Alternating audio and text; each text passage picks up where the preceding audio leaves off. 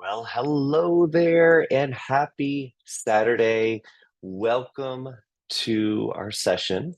I am Joshua Burrell, and I'm going to be spending my Saturday morning broadcasting to you live from my house. I was going to say lounge, but my house, my lounge in my house. So just so we are squared away here, it is a Saturday morning, and we have a new rescue puppy. Her name is Tink or Tinker, and she has not been well behaved during these sessions. So if you hear growling or you see my arm getting pulled, that's because she's trying to get attention. But for the next hour or so, I am going to be giving you as much of my attention as possible. Okay, so let's get started. I am going to share my screen here. And gosh, I'm just really excited to be here with you today. I hope you're having a fantastic Saturday. All right, we're going to get started. Again, welcome to this exclusive webinar on website fundamentals for thriving travel agencies. You're in the right place, whether you're starting to look to revamp your website or your existing online presence, because it is more of a holistic, it's not just your website, it can be social media in general, or gosh, I was going to say general, and then I said social media, but it can be social media. It can be your online presence is online directories. It's anywhere where you are at. But we are going to be specifically talking about websites. So um, if you're going to be building your website or starting to build your website, and you want some to get in the right headspace for that, we're going to be talking about that. We're just going to dive into the essential elements for your travel agency website, the must-haves to captivate and convert your visitors. Sound good? So getting started, we are calling these travel marketeering sessions. Very excited about that. Marketeering is actually a word. It is in the dictionary. Did you know that? Many people don't know that, but it is the activity of selling goods and services in a marketing system. And everything that I am going to be teaching you, whether it's today or it's in the future, it's really all about the systems. We can talk a lot about theory. We are always infusing that into everything that we educate on.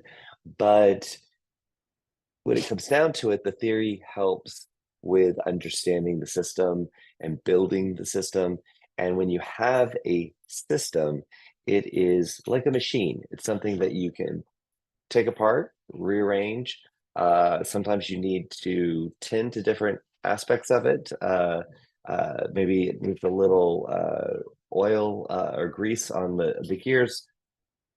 It's a system, so you can evaluate different steps throughout the system to see how you can get it in optimal operational state. I can't talk this morning. I apologize, but I promise I'll get it together. All right. So let's get into what we're going to talk about.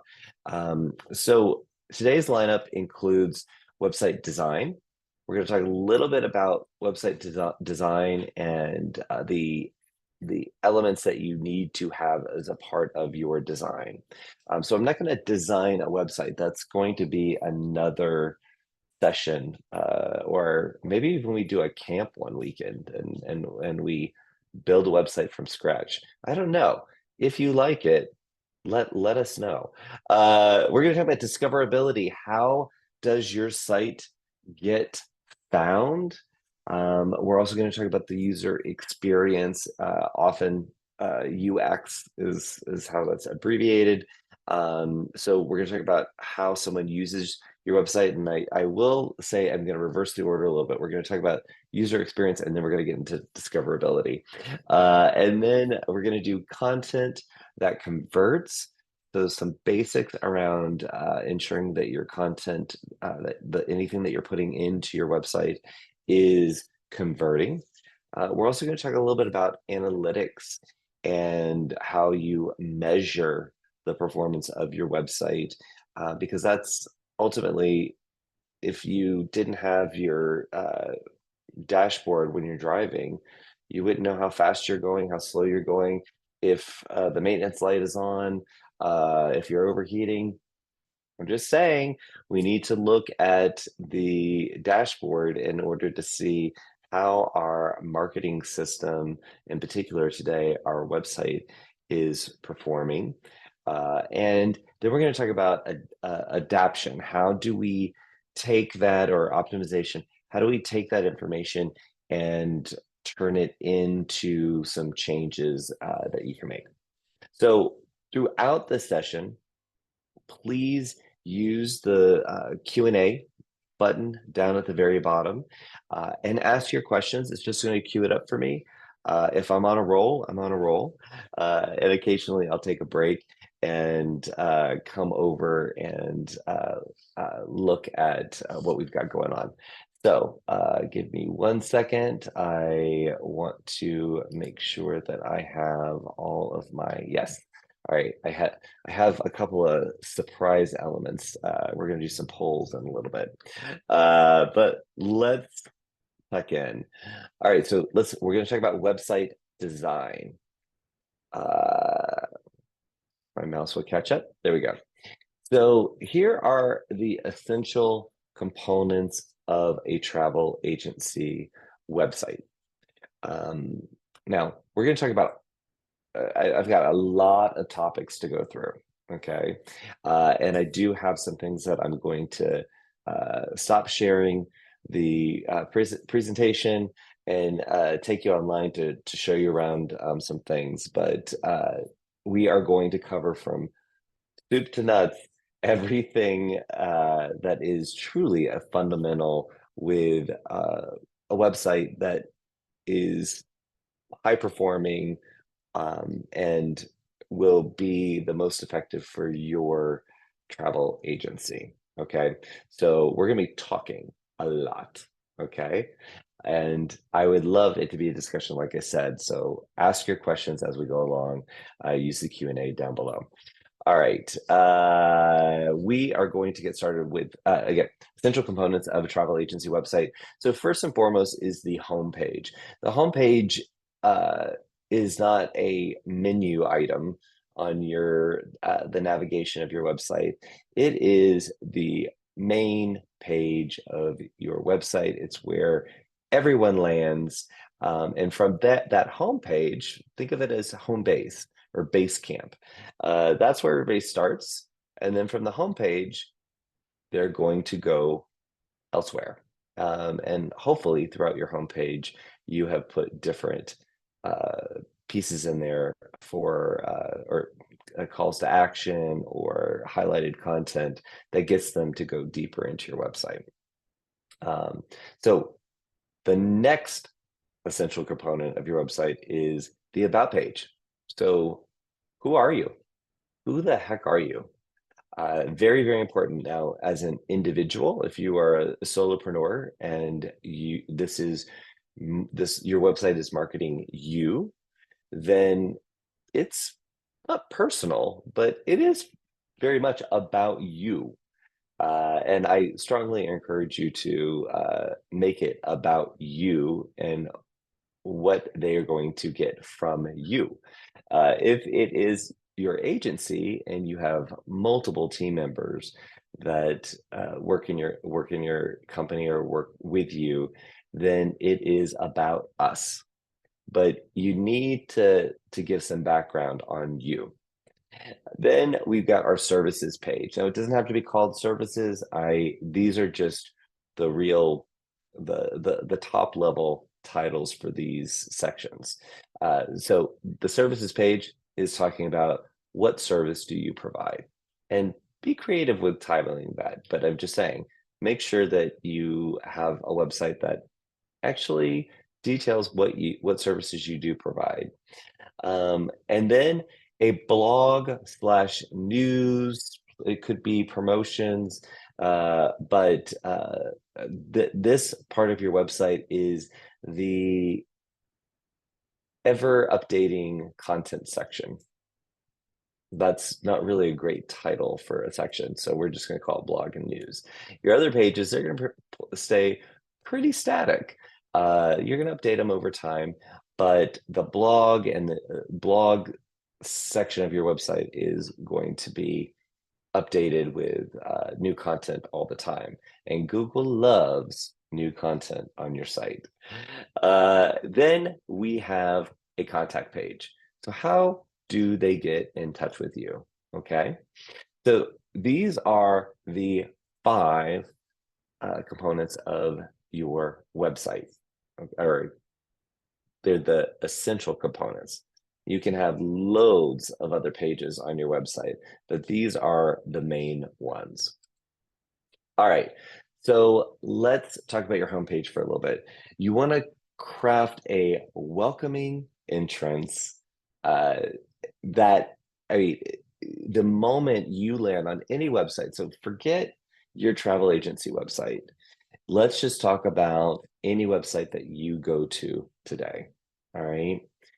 And this from your phone, from your iPad, from your desktop computer, you go to websites, not hundreds, but maybe in the 20, 30 range, I would imagine, if you spend time on a web browser at work, or even at home. Whether that's looking at a TV show, a story about a TV show, or going to a network's website. Network. It sounds like network television from the 80s. No, no matter where you go on the web, you're landing on home pages all over the place. And I am sure there are plenty of web pages that you go to where you don't even scroll past the page that the first screen that you see when you land on their site. Okay. Now, sometimes that can be a login portal for sites like that, where you have to log in, like your banking site. But I'm talking about general information when you're doing research. You land on a website, there's a logo, there's a menu, there may be a pop-up, there's a big image or a video, and you don't go any further. You back up and go back to the Google search engine results page, and you find another site to visit. So with your homepage, that's how important that first thing that we see, the first image that we see, your logo, the website colors, the way that that top part of your website is laid out needs to welcome you in with compelling visuals. And I want to just hang on that word, compelling.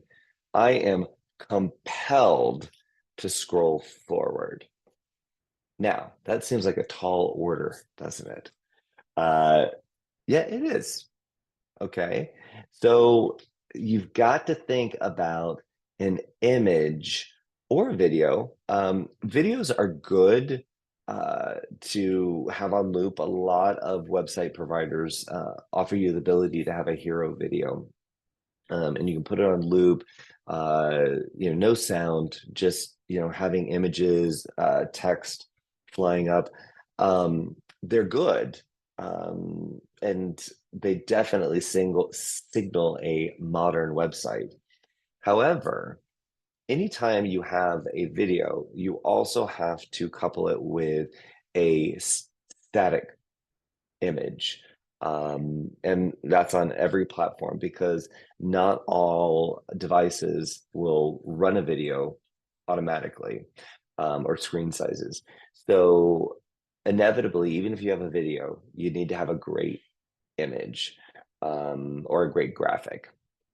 And that image, if I were to stand at that door behind me and look at my computer, which I do have a gigantic screen, but say it was a little smaller, I should be able to have your website pop up and immediately tell what you're about. So if you are a theme parker, you are all about the theme parks. Um, I need to see something that says, I'm all about theme parks. If you're all about Europe, I need to see that you're all about Europe. If you are all about corporate travel, I need to see that you're all about corporate travel. Now, headlines are great. You can say, I am all about corporate travel. Maybe you won't use those exact words. You can fly text over, put a nice big juicy title over that image or that video, but the image, before I read, the image is going to have impact. Show, don't tell.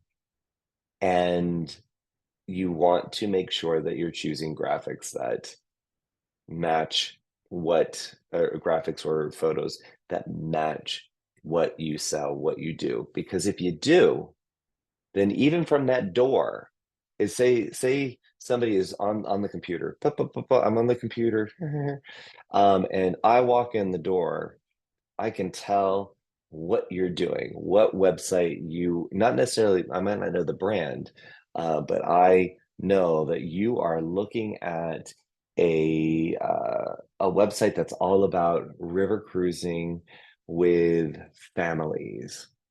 How about that? Or I'm all about young people on traveling together in groups. Uh, I mean, the images are out there. I can tell you the images are out there. Whether you've taken the photos or you use a royalty-free photo site like iStock or Envato. Uh, there's so many royalty-free image sites, companies that you can work with to get images that you can use legally. You don't have to worry about copyright issues, but you can find great photos. Just get the idea in your mind. And if you are a traveler, if you are somebody that does the traveling, then I bet you have some great pictures. And if you don't, when you are traveling, start to take pictures that could be potential homepage images, because that photos that you take, that is, I mean, nobody can recreate that. That is uniquely you. And that being uniquely you is always how you're going to differentiate yourself. Okay. So for your homepage, again, it's a welcoming message, but with those visuals, when you first land on that site, they're compelling you to to scroll and do more, or click on navigation to go elsewhere into the site. Okay, so you're constantly looking for that type of an image. And then as you scroll, as you go down the homepage, there's no limit in most situations, in most website platforms, there's no limit to how long your homepage can be. And I actually recommend that the homepage be as long as you need it to be. Because if I'm scrolling, here's an example. When I'm on my iPad, I am, or my phone, I am much more likely to scroll than I am to click around. And that's just for ease of use, right? So if I want to get the whole story about your business, I want to see it on the homepage. It just makes it easier for me to absorb when I'm on a device like that. Now, when I'm on my desktop, I will click around. So just because you tell parts of your story on the homepage doesn't mean that you don't have those pages within your site for visitors to click through. But I'm just saying the homepage, you want to have as much of the story as you need, and you want to have ways for me to. Okay, Tink. See, I knew she was going to want to participate in this. She has a lot to say about homepages. Thank you, Tink. But the, uh, the as you are scrolling down, have ways for them to go deeper into your website. But again, keep that integrity with the compelling visuals. Because if you are asking them to do something, to schedule time with you, or someone on your team, have a visual that goes along with that that makes me want to click that button. And another bit of advice on your visuals, uh, you don't have to have a huge budget to get royalty free images if you don't have the photos yourself. Again, if you have photos yourself of yourself or your travels, that's golden. But try to keep a consistent look and feel for your images, and quality. I'd say that's most important. You don't want it to be a hodgepodge of things. You do want to look like it's cohesive as you are going through your entire website, but in particular on that home page when you're trying to get when you're trying to get them to take action. And we're going to talk about calls to action. So I've got a question, and hopefully I have an answer for it. So let's see. Amy said, I have not really narrowed down my niche. How do you suggest building a homepage for broader travel planning? Okay, she's going to do this. And unfortunately, doesn't find it interesting to be on camera. So it just looks like I'm just going to keep her entertained over here.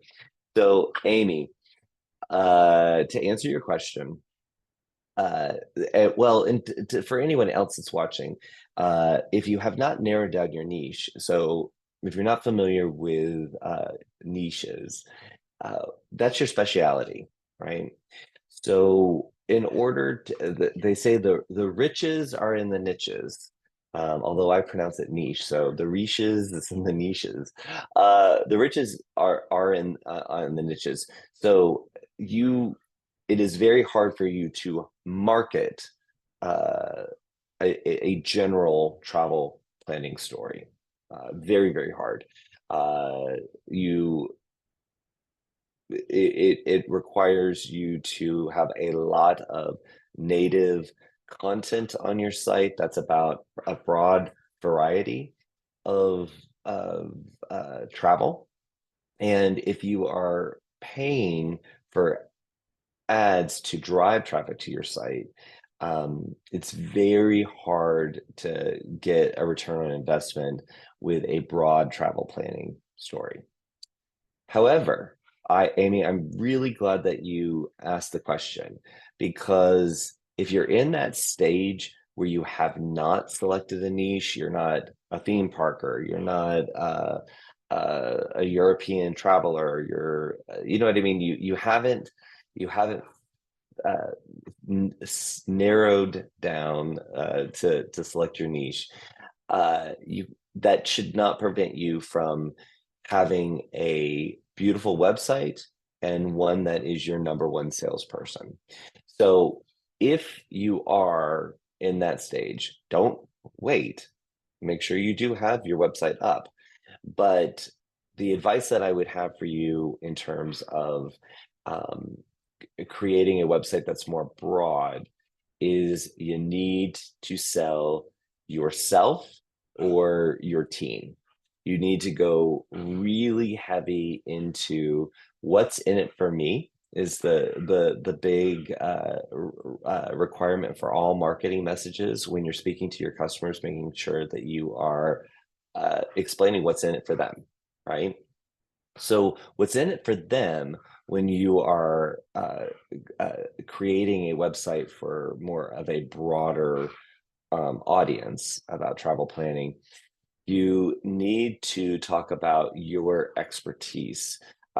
Your expertise can be some of the different things that maybe you're interested in or you specialize in, but you're really going to be talking about and showing, remember, show, don't tell, showing how working with you is going to make their life easier and their travel better. Um, so example, process, what is your process? What's unique about your process? Share, and when I say process, I'm talking about how they work with you, right? Um, and I've seen, for something like you contact me, you tell me where you want to go, and I put together the trip and give you a proposal. You sign off on it, you pay for it, and then you go. That can be the real basic story. Don't tell a basic story. You need to make that story sound, again, uniquely you, and infuse your passion. Um, Make that seem effortless for them, right? And uh, really just lean in how unique working with you is and how you cater to them. I mean, make sure it is what you can deliver, but you could tell a basic story in a phenomenal way, in a simple way, if you think about it as if you were the only person in the world that does travel planning. Okay. Now, I know that that is very, very vague, but having a site that is telling a broader travel planning story is very vague, right? So, but the way that I would work this is, and in fact, I'll show an example of worldvia.com, which is our site for travelers, and it has to be broad because it is showcasing the members of uh, our network, our host agency. So it is broad. It is telling a story about the love of travel, and there's a lot of content about all different types of travel. And then when we get down to the team, the members of our network, the advisors, and if you're just joining right now, again, new dog, and she's chewing on my hand right now. But on that site, we have the advisor showcase pages that they're telling a story about what they're passionate about.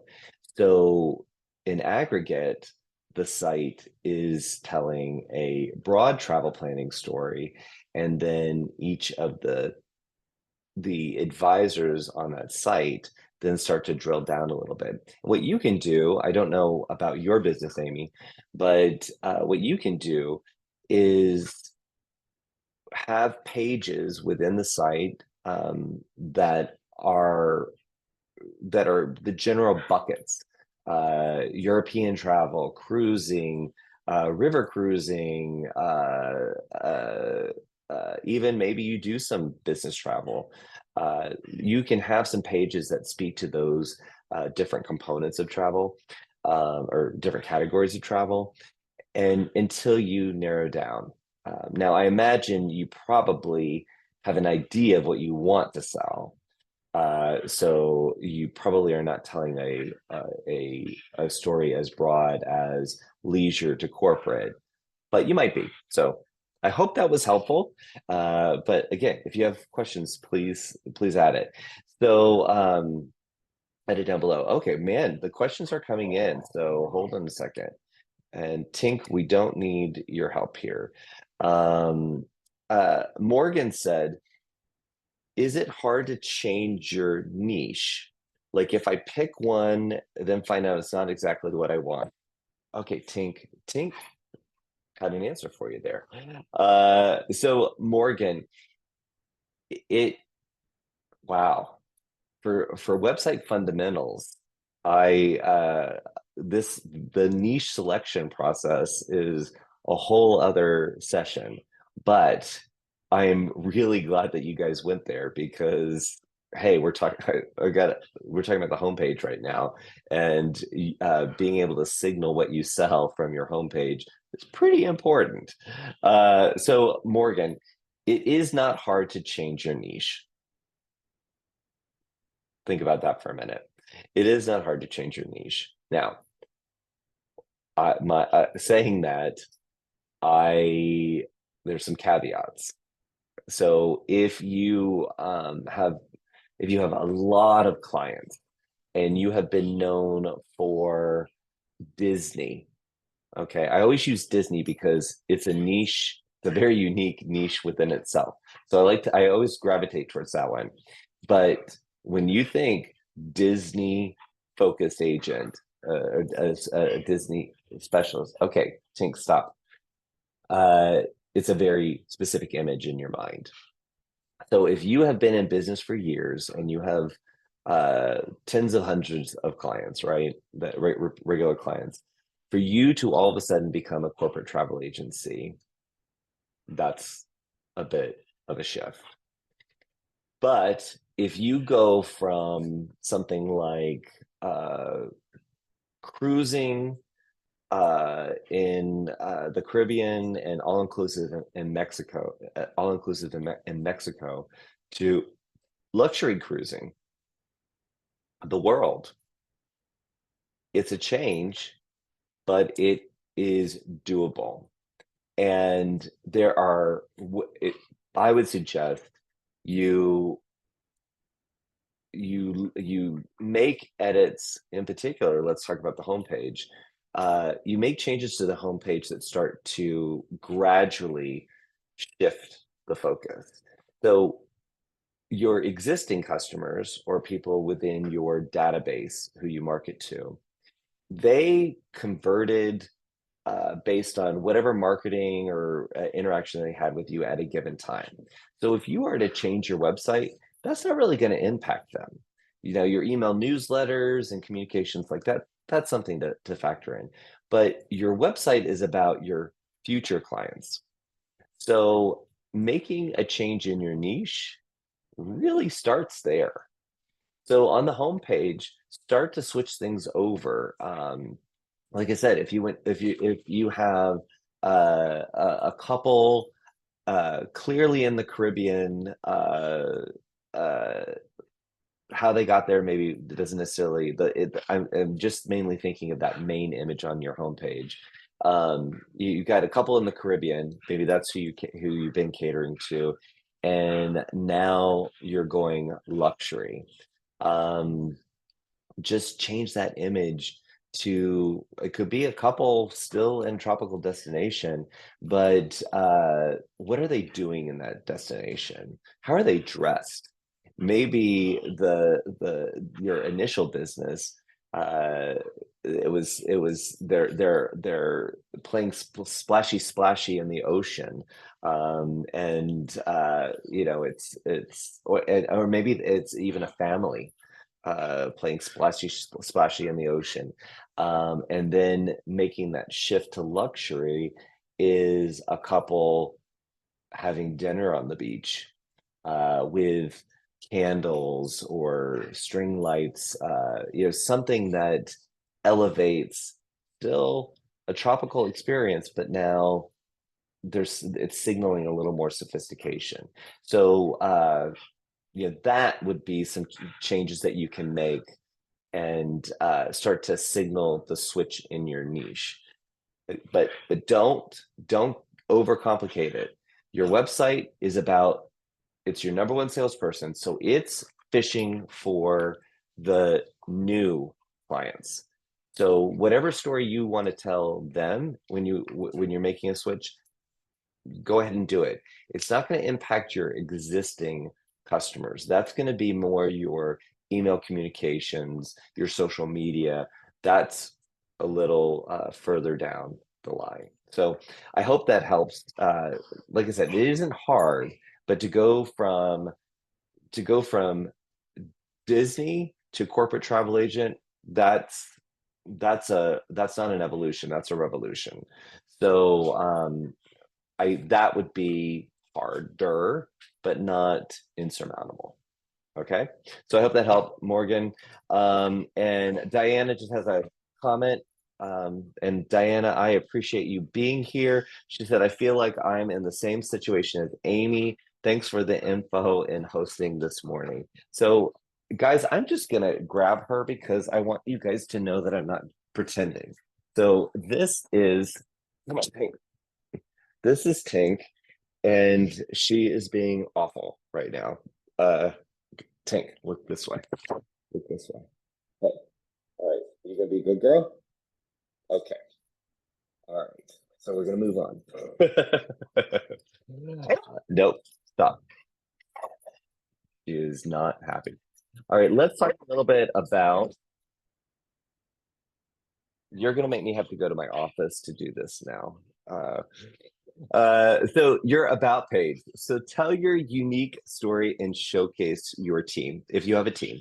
Um, so you're going to hear me say uniquely you a lot because I have been an entrepreneur for many, many years. I've been in marketing for decades. I've worked for consumer brands. I've worked for B2B companies. Okay, stop. I've seen a lot of marketing, and I've seen a dog be very, very naughty. But I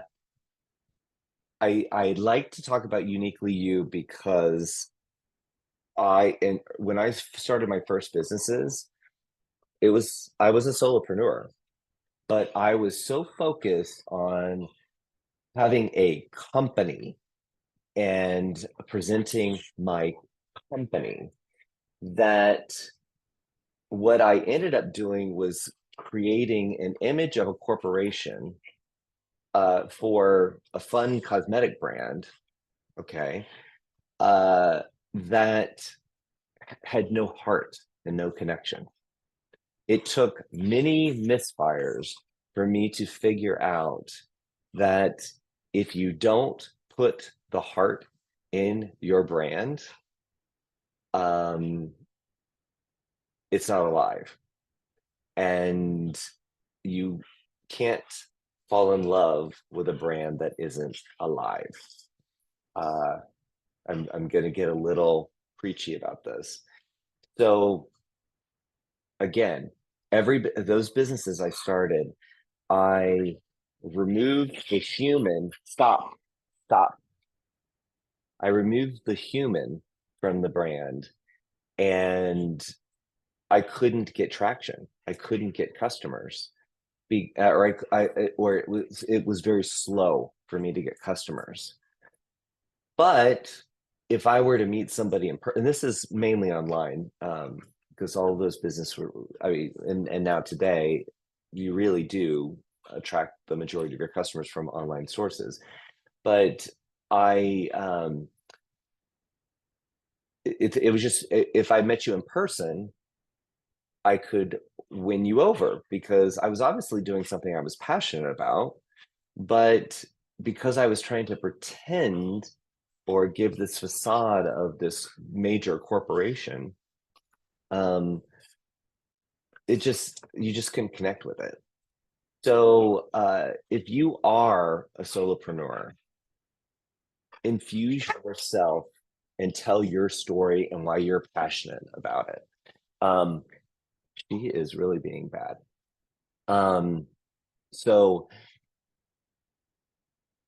you infusing that your story in there is so important. If if you're a more reserved person, right, and you don't want all eyes on you, that's okay. You don't have to be. You don't have to be mugging, doing all the photo shoots. Although I highly recommend you have a photo of yourself, at least one photo of yourself, especially on the about section of your homepage, and definitely on your about page. But even if you're not that person, you've got to tell them why you're doing this. Why are you the one to help them make a beautiful holiday, or plan your meeting and event? Do you know what I mean? Like I need to buy into you. And the reason why I say uniquely you is we're all unique. The functions of our business, especially as a travel agency, they're pretty much the same no matter who you're working with. The function, the output is pretty much the same. Now the quality of that depends on who's delivering the service, right? And how my experience with working with that agency, that is, it's based on the person. So you want to make sure that uh, you're always going to hear you got to differentiate yourself, and that's part of the niche, selecting your niche, right? But no matter what you do, if whether Tink is a Disney travel agency or I am a Disney travel agency, right there, as long as we infuse ourself into the brand, then that makes our businesses unique. Now, Tink's business would be awful because she's not very focused. She's very disorganized. And her clients might put up with it one time, but she doesn't have a strong repeat business. And that's my way of admonishing punishment to her, is by me telling you guys that, using her as an example. But I, that's from a solopreneur perspective. I firmly believe, and I have had it now working with travel solopreneurs and travel agencies for a few years now. I have it on good authority that I'm right on this.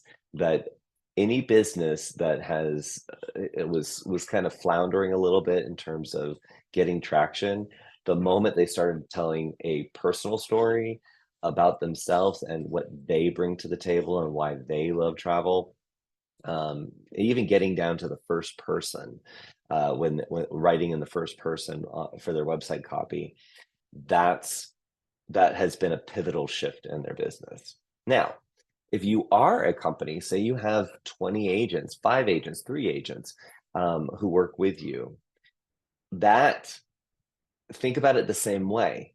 It's your brand has a promise. And there's one agency, one of our members, who has an agency, and she has several advisors who work with her.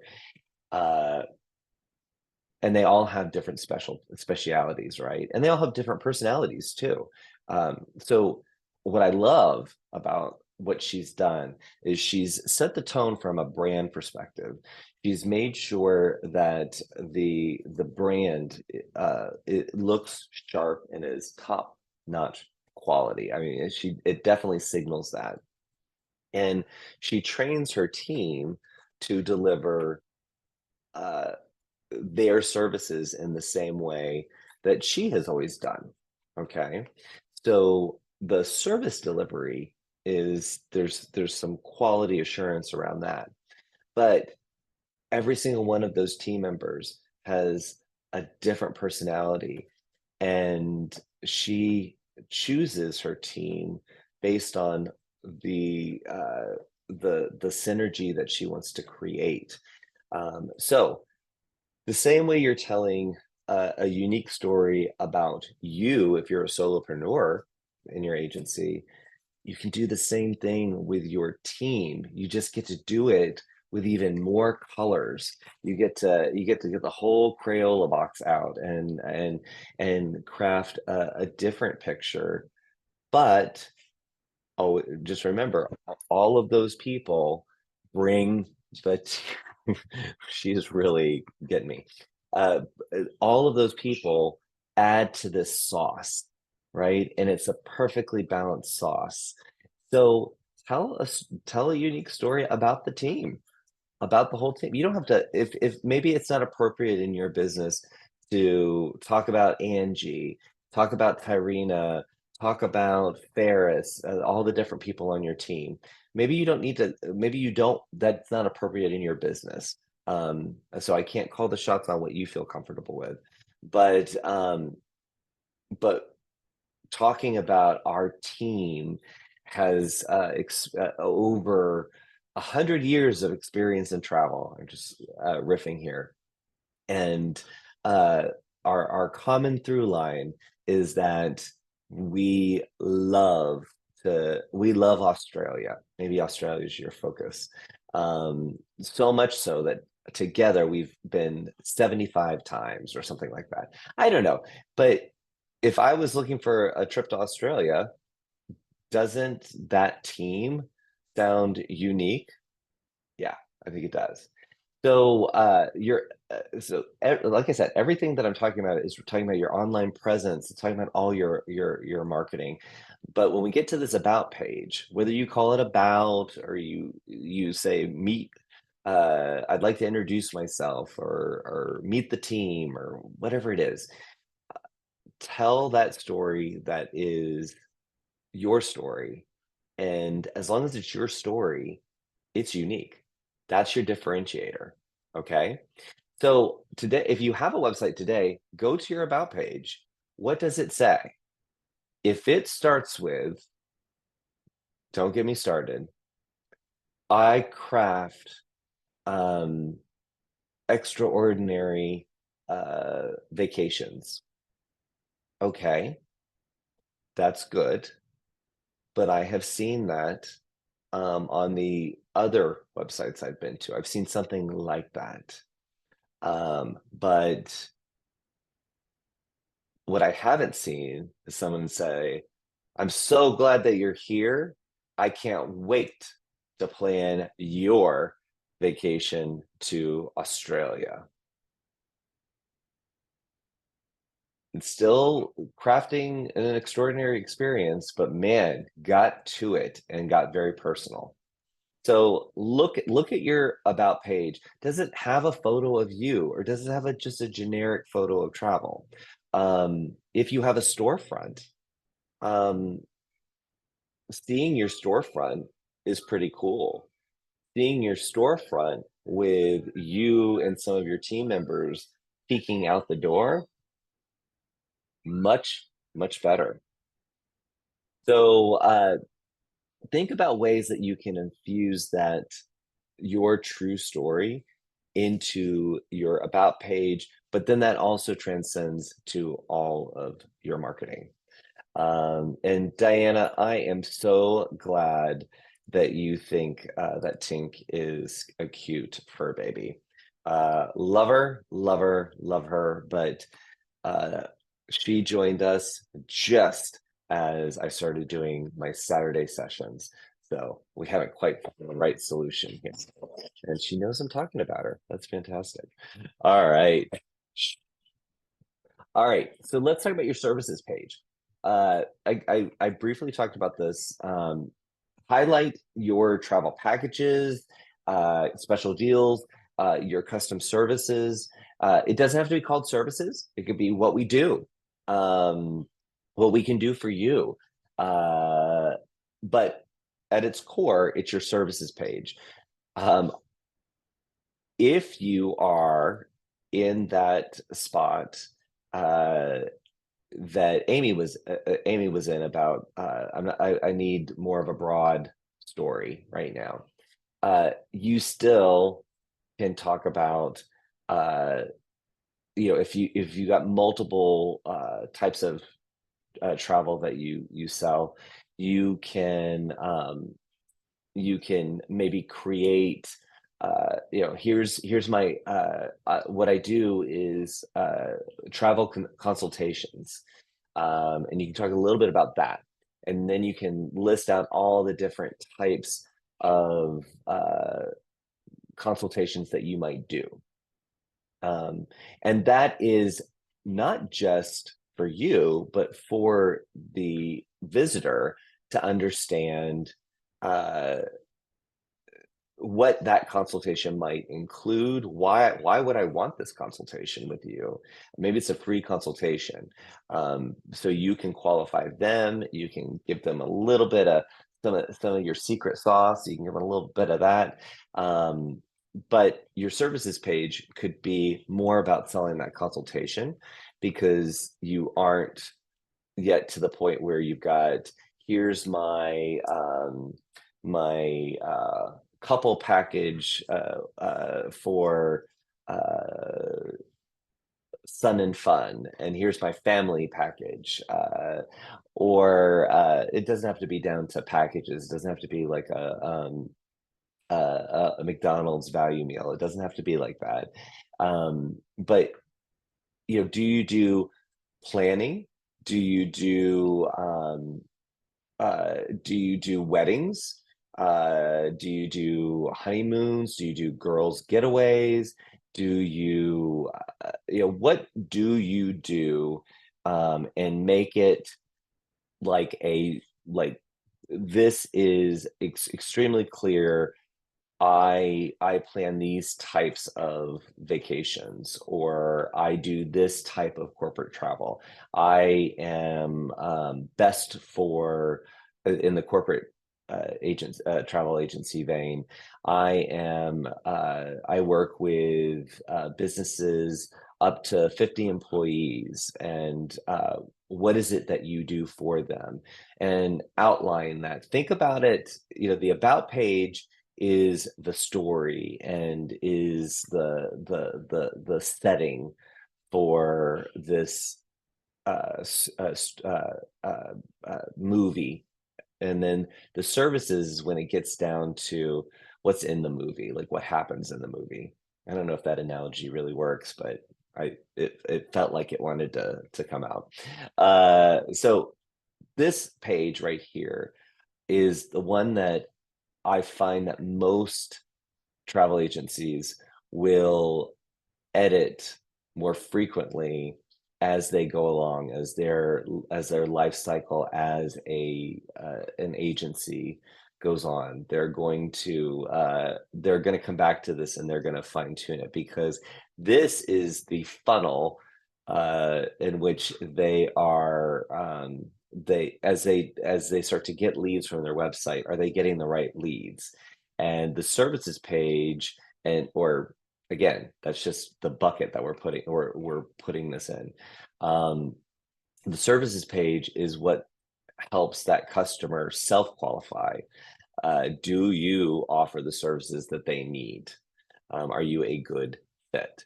So this is where you get into more of the what you have to offer. And you can still infuse it with your passion and your unique story, but what is it that they're buying? Now, if you were buying a software platform, this would be the different products that are available to purchase from this site. That's how you want to look at it when you structure it.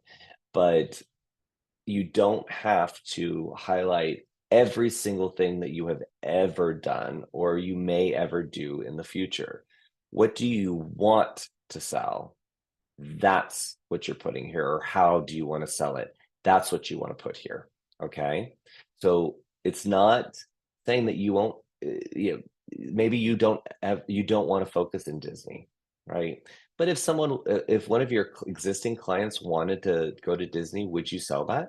Maybe you would. Some people feel like if they're going to sell it, it has to be on their services page. That's not true. Remember, this is all about your future clients and what you want to sell. Okay. So keep it focused. All right. I thank you, Tink. I appreciate your feedback. Okay. Your blog. So whether it's a blog, or it's you call it the newsroom, or updates, this is, and every single website platform should have a way for you to update content, either as a blog or just more periodical pages that you're adding to your site. So here's where you share tips, destination guides, customer stories, oh, those are very, very good to put on your site. But it's there to boost engagement and to help with search engine optimization. So that's making the content on your site help Google serve you up when people are searching for you. Okay. So if you have a site that doesn't have a lot of content on it, I'm sorry, Google is not, it's not friendly. It's not Google friendly. So you do want to be adding content to your blog, whether you call it a blog or not. Again, it's more about this. It's not a static page. It's not your about page. It's not your services page. That's going to stay pretty much the same the whole way. It's going to be a section of your site that gets updated on a regular basis. I would try to at least update your site once a month, doing it through the blog section or the news section, whatever you're going to call it. That is your way to signal to Google that you're adding content to your site, and you are adding content to your site, and that it can then scroll or crawl and help say, okay, there's a lot of mentions of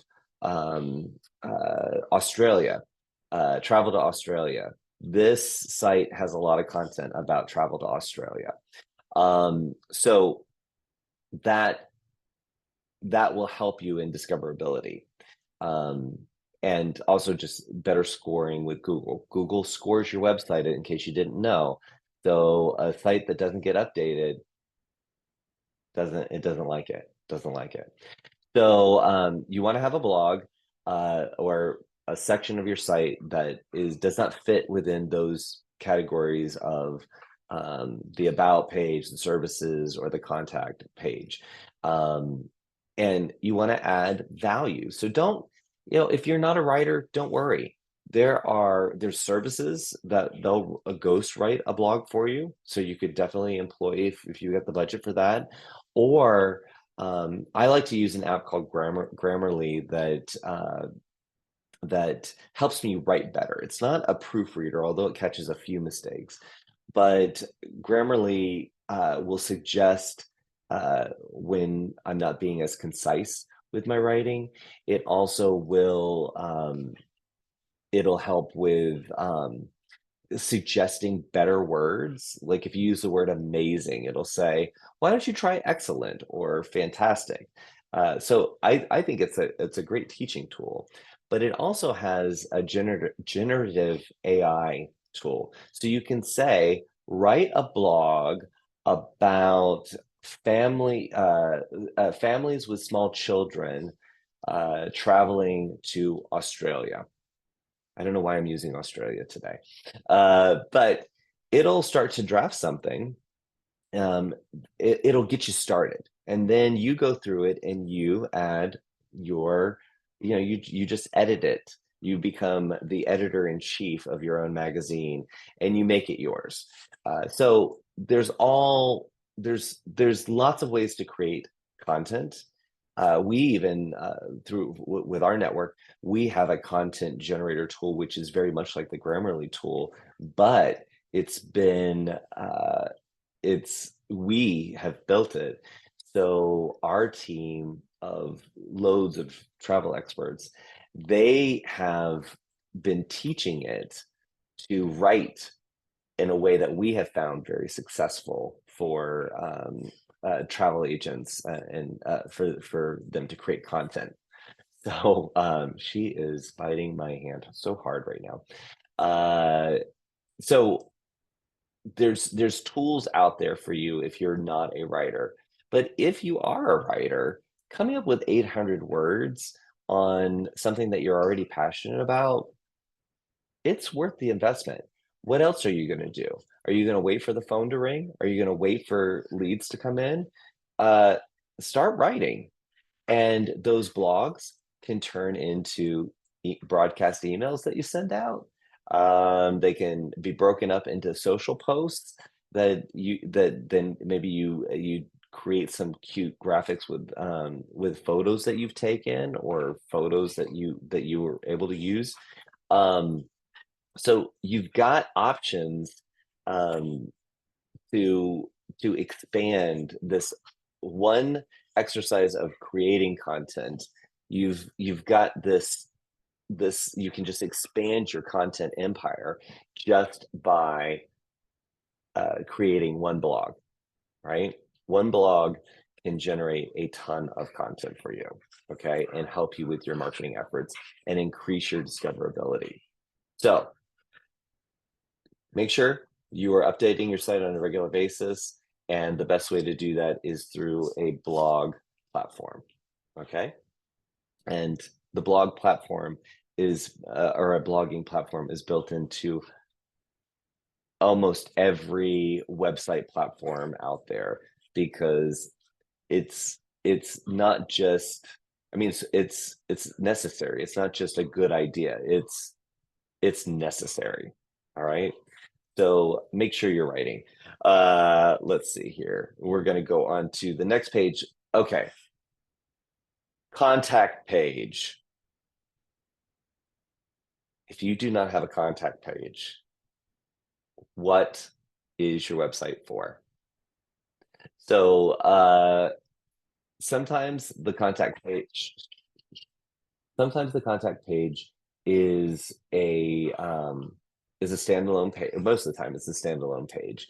It has a telephone number. Telephone numbers, if you've seen any of the other sessions, telephone numbers on websites, even though a lot of people don't call a company, it is a trust signal. If I see a telephone number, then I know it. I immediately or subconsciously am aware that there's a human being on the other end. This is not just a fake website. Okay. So making that easy. Plus, if your clients maybe they need to get a hold of you and they can't find an email or something like that, they go to your website. They're trying to get a hold of you. You want to make sure you have your phone number. If you have a storefront or a mailing address, you have that there, but also put a form there to collect inquiries. And that is a conversion point on your website. So when we talk about conversion points, you have so many unknown visitors visiting your website. You need a way for them to take action. Now, for most travel agencies, it's for someone to inquire about travel. So you need a way for them to do that. So put a form on the contact page to collect their name. Definitely collect a telephone number, email address, and maybe some brief information about what they're looking for. I have seen very, very simple contact forms, just like the one I described. I've also seen ones that are too detailed, where they're asking for the budget, how many travelers, almost like somebody's just doing an online shopping.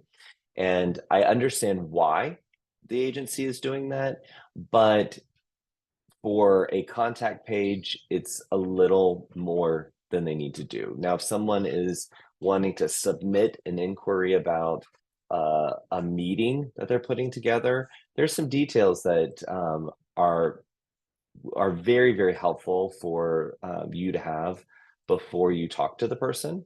So I can see you collecting more information if, say, you were in meetings, the meetings and events space. But for the majority of the travel agency websites, it just needs to be, let's find out what you're looking for, and either let's communicate through email, or even on your contact page, you can use an online scheduler. And I'll show you the one that I like to use in a little bit, but it's the ability for it to be a new customer intake form, but also for them to go ahead and schedule time when it's convenient for them. So they could be on your website at 3 a.m. and it could still schedule appointments for you, and while you're sleeping. I love that. So maybe you have both. You probably should have both. But I'm just saying, having a scheduler is a great way to get somebody who has a strong intent to potentially work with you, to get on the calendar and make sure that you guys talk. So I really like that for a contact page, but make sure you have a contact page. You can have other conversion points throughout your site. Whether it's subscribing for your email newsletter or downloading a checklist on what to pack when you're going to Tanzania. You could have lots of different conversion points, but the one that every site needs to have is a contact page with that information. All right. Moving right along. It is poll time. Let's see if I can do this right. I've got one hand on Tink and one on the poll. So I am going to launch a poll. So which website component do you think is most critical for a travel agency out of everything that we just talked about? So is it the home page? Is it the About Us page? Is it the services page? Is it the blog, which isn't really a page, but it's a collection of pages? Is it the contact page? So I'm going to give you guys just a few moments to make your decision. I'm liking where this is going. No wrong answer here, but I'm just curious what you think is the most critical for a travel agency. All right. Any last minute poll people? Poll people. That sounds interesting. All right, let's end the poll. And I'm going to, let's see if I can do this, sharing the results here. So 60% of you said the home page, and then split down the middle is the about page and the contact page. So again, no wrong answer. However, I would say that if you didn't have a services page and you didn't have a blog, having a home page, an about page, and a contact page is a great cluster. So your home page is most definitely the first thing that people see, and it is, if it does not get them connected to you and wanting to take the next steps, then you got a problem. So I love that you guys participated in this, and I loved your answers, um, because again, no wrong answers there. But that homepage is pretty important, so good for you guys. All right, thank you guys for participating in that poll. Now we're going to talk briefly about the user experience. Again, UX. The moment I say UX, it makes me think of a platform like Facebook, the UX designers. But you building your website, no matter if you're using a system like Squarespace, Wix, Weebly, or programs that are built into your consortium or your host agency, you are you have some control over the user experience, even if it's just through the process. So let's talk about enhancing the user experience here. So first, I want to talk about the importance of mobile responsive design. So mobile responsive design is, if you're using any of those platforms, all of them are constantly updating and making sure that the sites are they respond to mobile. So they look just as good on a desktop as they do on a phone or a tablet. And that's why I love using, instead of, I mean, if I was building a website that did uh, special things, like it was doing uh, like a delta.com where I can book travel. Uh, then I'm going to work with a web designer who is building a website from scratch. But for most travel agencies, you just need a website that works and gives you the ability to update the content whenever you want, and have the components of the essential components of a travel agency website, right? So using those platforms works, and all of them ensure that the site is mobile responsive. Now, if you've been in business for a while, you might have had somebody build a website for you, and maybe they did it years ago. Well, the web experience changes so rapidly that I challenge you to visit your website on a phone, a smartphone, and see if it lays out in a way that makes it easy for someone to potentially uh, work with you in the future. Does it merchandise? Does it look, as you might have a very pretty website on the on desktop, but on the phone maybe all the images are so big that they don't fit on the screen, or maybe the links, the calls to action are so tiny that someone with big fingers can has a hard time uh, selecting. So these are the things that are, I think, more of a problem if you have an older website that you had designed and you don't have somebody on your team or working with you who is a web designer and is constantly keeping that up to date. Like I said, most of the platforms that I mentioned, Wix, Weebly, Squarespace is my favorite out of the box solution for websites. They're always, with all of their websites, they're making sure that they're up to date with whatever technology changes are going on within the website sphere, I guess. Uh, so that is something that they're already taking care of. You don't have to think about it. However, with those platforms, think about your the way the mobile version of your site is laid out, because it may, the way that the template design that you are working with, the way that it stacks the different components of that page. Maybe they look beautiful on desktop, but when it stacks, it doesn't really match the way that you intend to unpack the story.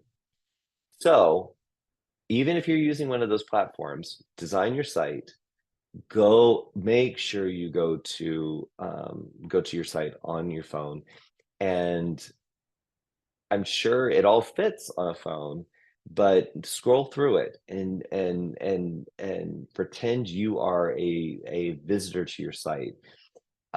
You might find that the picture that you have here, you want to have go further down because the maybe it takes you too long to scroll to get to a call to action. That on the desktop really isn't an issue, but on a phone becomes an issue. So that change, this is something that Google a few years ago started to say, is think mobile first. So if you can design your site to be a fantastic experience for someone on a mobile device, then it's going to work on a desktop as well. But if you think mobile first, since that is really the growing audience, people who visit a website for the first time on a mobile device, since that is the growing audience, you want to make sure that that experience is what you're catering to. Are you going to try to jump up and be in the show, in the presentation? She's calming down, thank goodness. So think mobile first, and if it works on mobile and it impacts the story the way that you want to on mobile, then on desktop it will do the same. And just you're constantly tweaking, right? You're constantly tweaking. Speed optimization, ensuring your site loads quickly. Oh my gosh, back in the day, those of you who can remember, oh my gosh, you'd go to a website that had photos that would just like they just like line by line would render. So uh, anything that you have plugged into your site, there's some plugins that you can put into your site to have different pop-ups to monitor the user as they're using the site.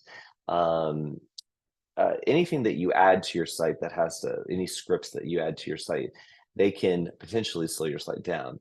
But the number one thing that slows down a site is uploading pictures that are too big.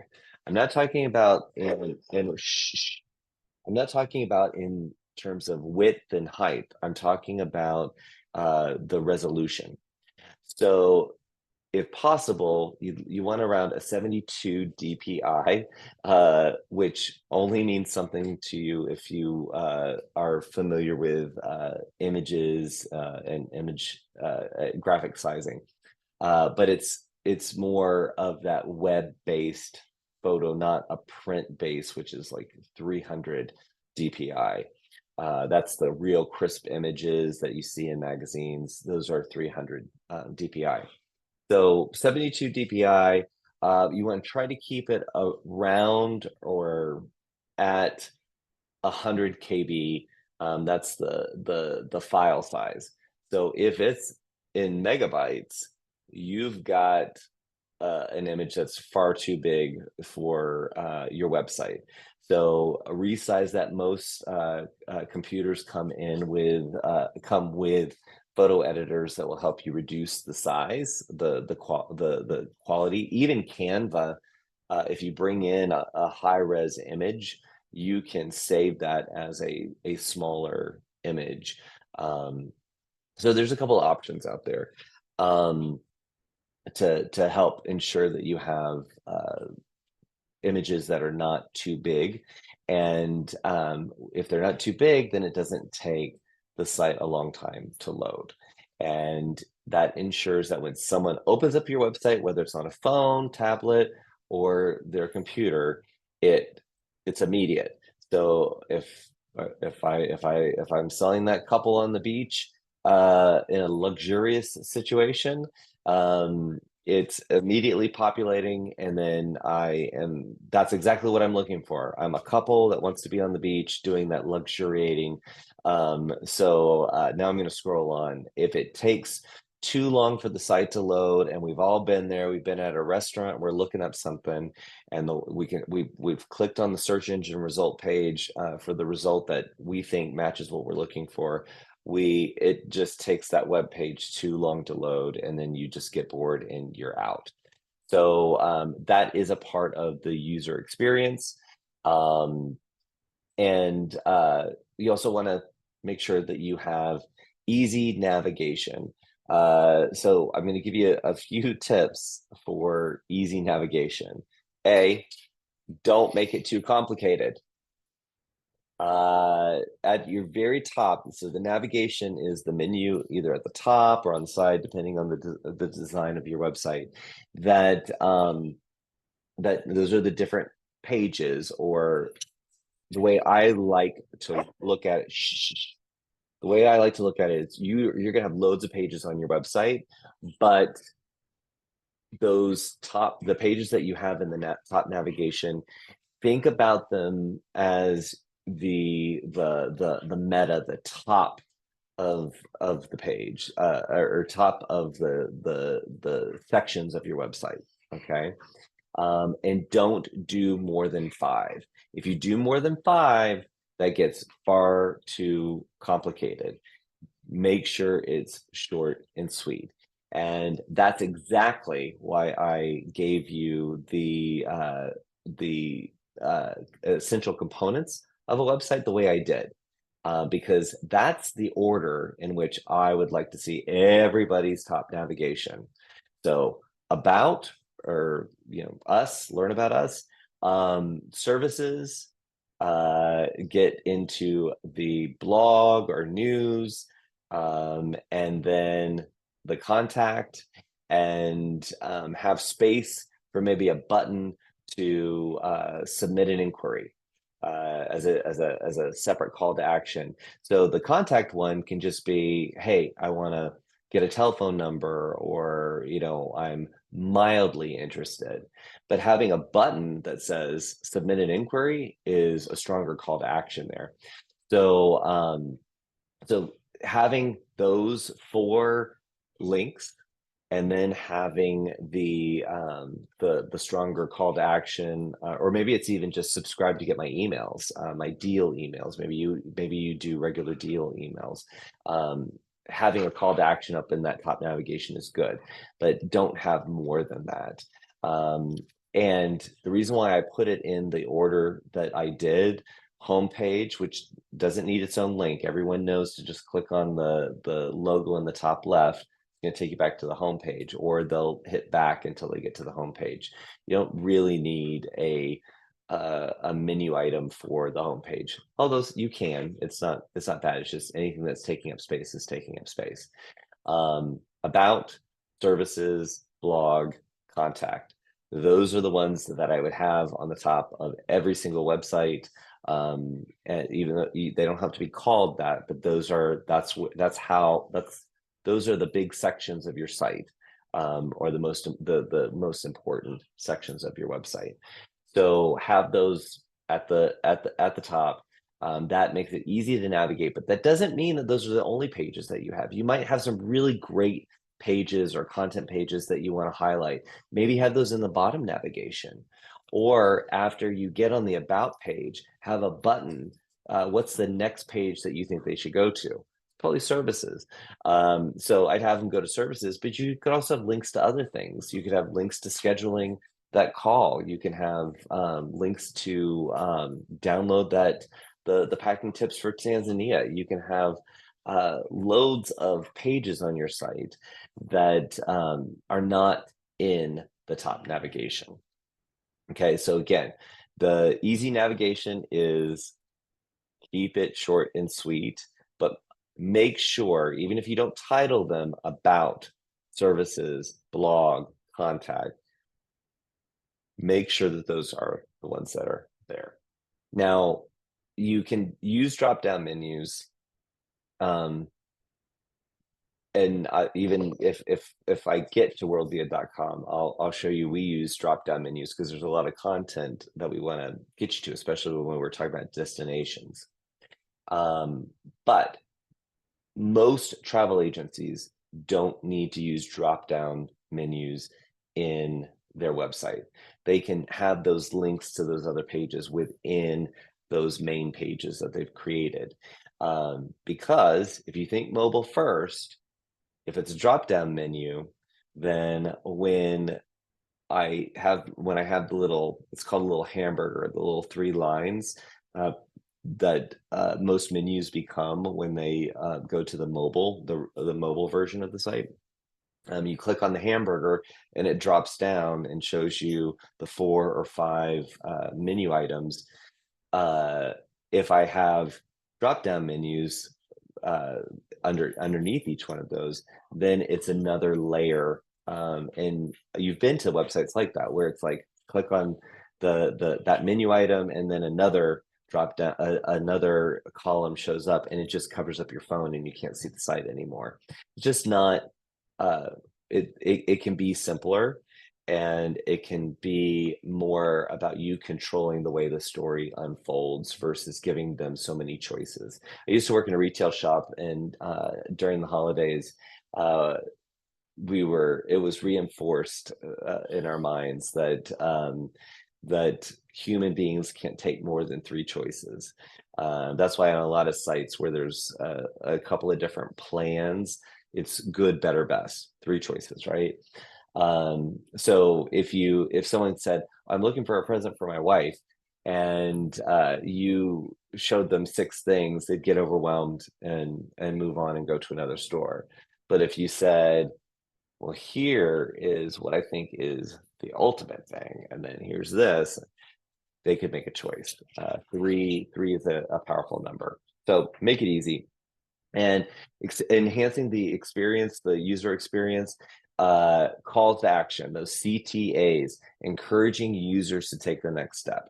So the call to action could be, like I said, on the about page, once they read the about page, have a link to the services. Here's what I do. Click here to find out more about how you can work with me, right?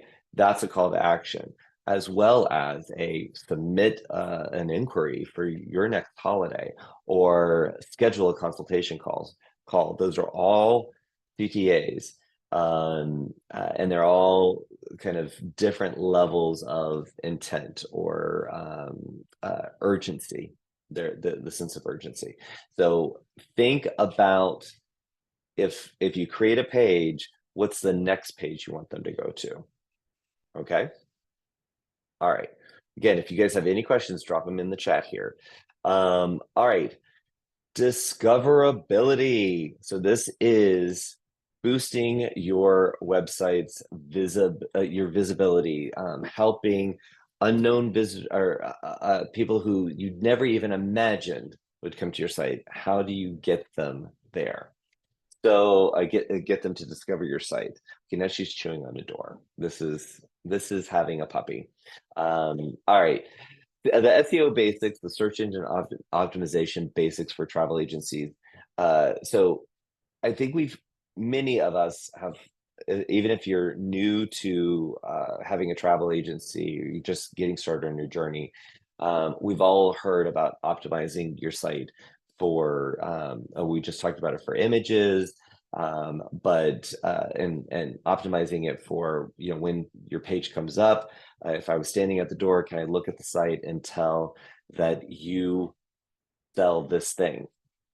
So there's that optimization, but then also SEO. So ensuring that you are using keywords or keyword phrases. So those are a collection of words that someone who would be searching for what you do would type into a search engine. Infuse that into the headlines on your site, into the words, the copy that you put on your site. Infuse that into all of that content. So people, so when Google crawls websites on a regular basis, it's grabbing that you have so many mentions of this. Families traveling to Australia, whatever the thing is that you do.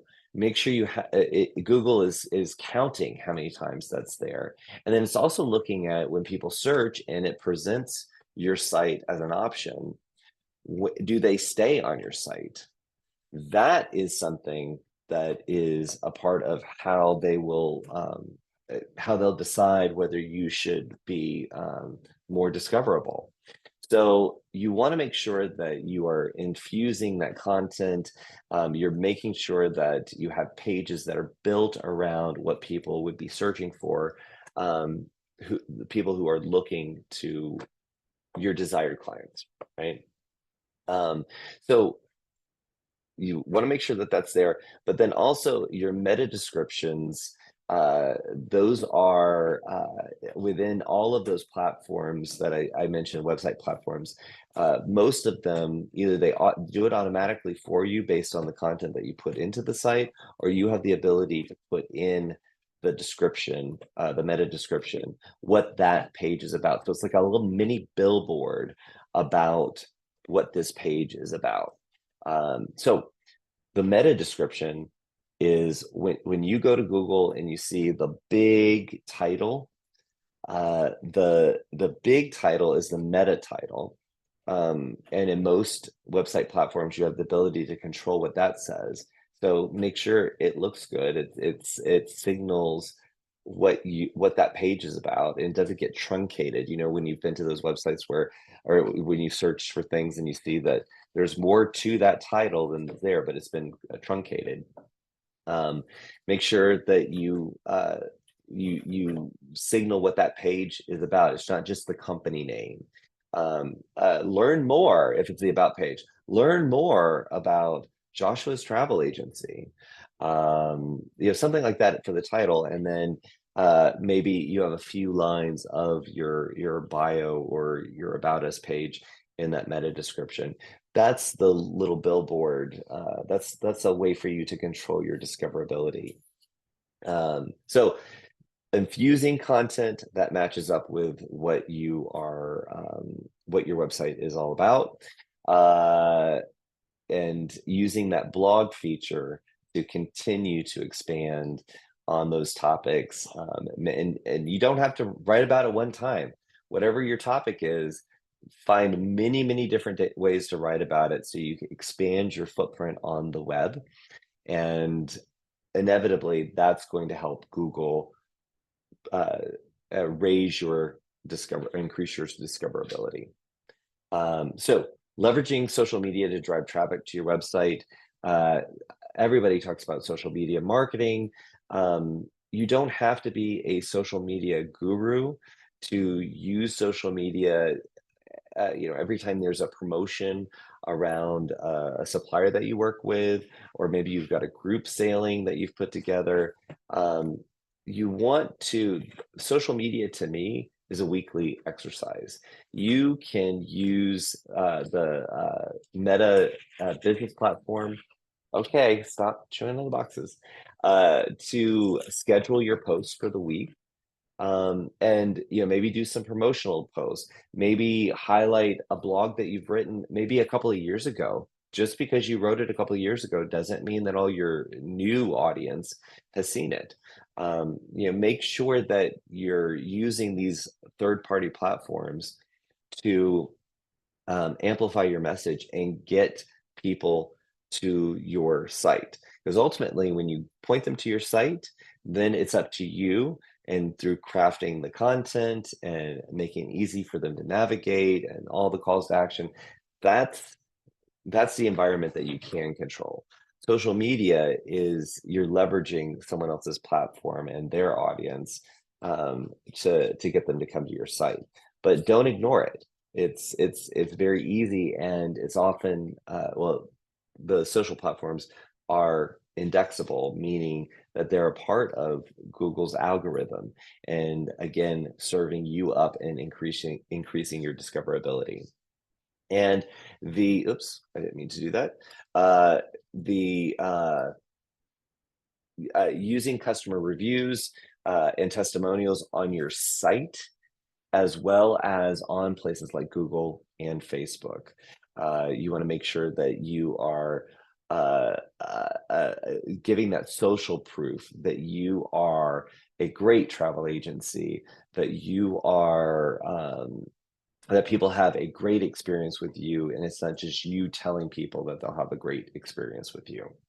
Okay, so don't forget about that, and putting that on your website, which helps when people are there, but in order for you to increase the discoverability, getting that to be on third-party platforms like Facebook reviews, like Google reviews, like Nextdoor reviews. Yeah.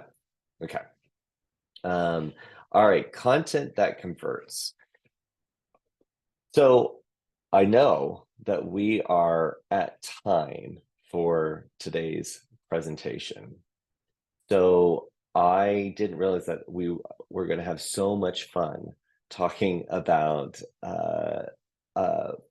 your website and the fundamentals of your website. Now, I'm going to keep trucking along, but if you need to cut out, don't worry about it, because this session will be available on YouTube. So go to World Via Travel Network, just search World Via Travel Network on YouTube, and this will be up a little bit later today. So you won't miss out if you need to cut out, and you won't offend me. But for those of you who want to stick around, I'm going to keep on talking, because your website, I know, is important to you and important to your business. And I've got a lot to say about websites. Okay. So, James, thank you for saying thank you. And I hope that means that you're signing off, but you will catch the video. All right. So, James, I'm so glad that you joined. All right. The power of content. So, let's talk a little bit about content. We've talked about it, especially when we were talking about the blog. So, I just want to make sure I land this topic for you. It's not when we say create content, it's not just create stuff, right? It's creating meaningful content, whether that's video, blogs, static pages on your site. Um, it is not only important for the reasons I was saying about discoverability and Google crawling your website and helping to serve you up as an option for people who are searching for what you have to offer. It's it's that and so much more. It is really what brings you to life, your business to life, for somebody at 3 a.m. when they need to, they're thinking about taking their entire family, grandkids included, to a safari, to do Africa for the first time, right?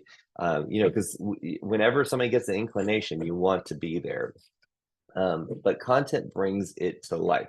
So content is what's on your website. It's what's on your social media.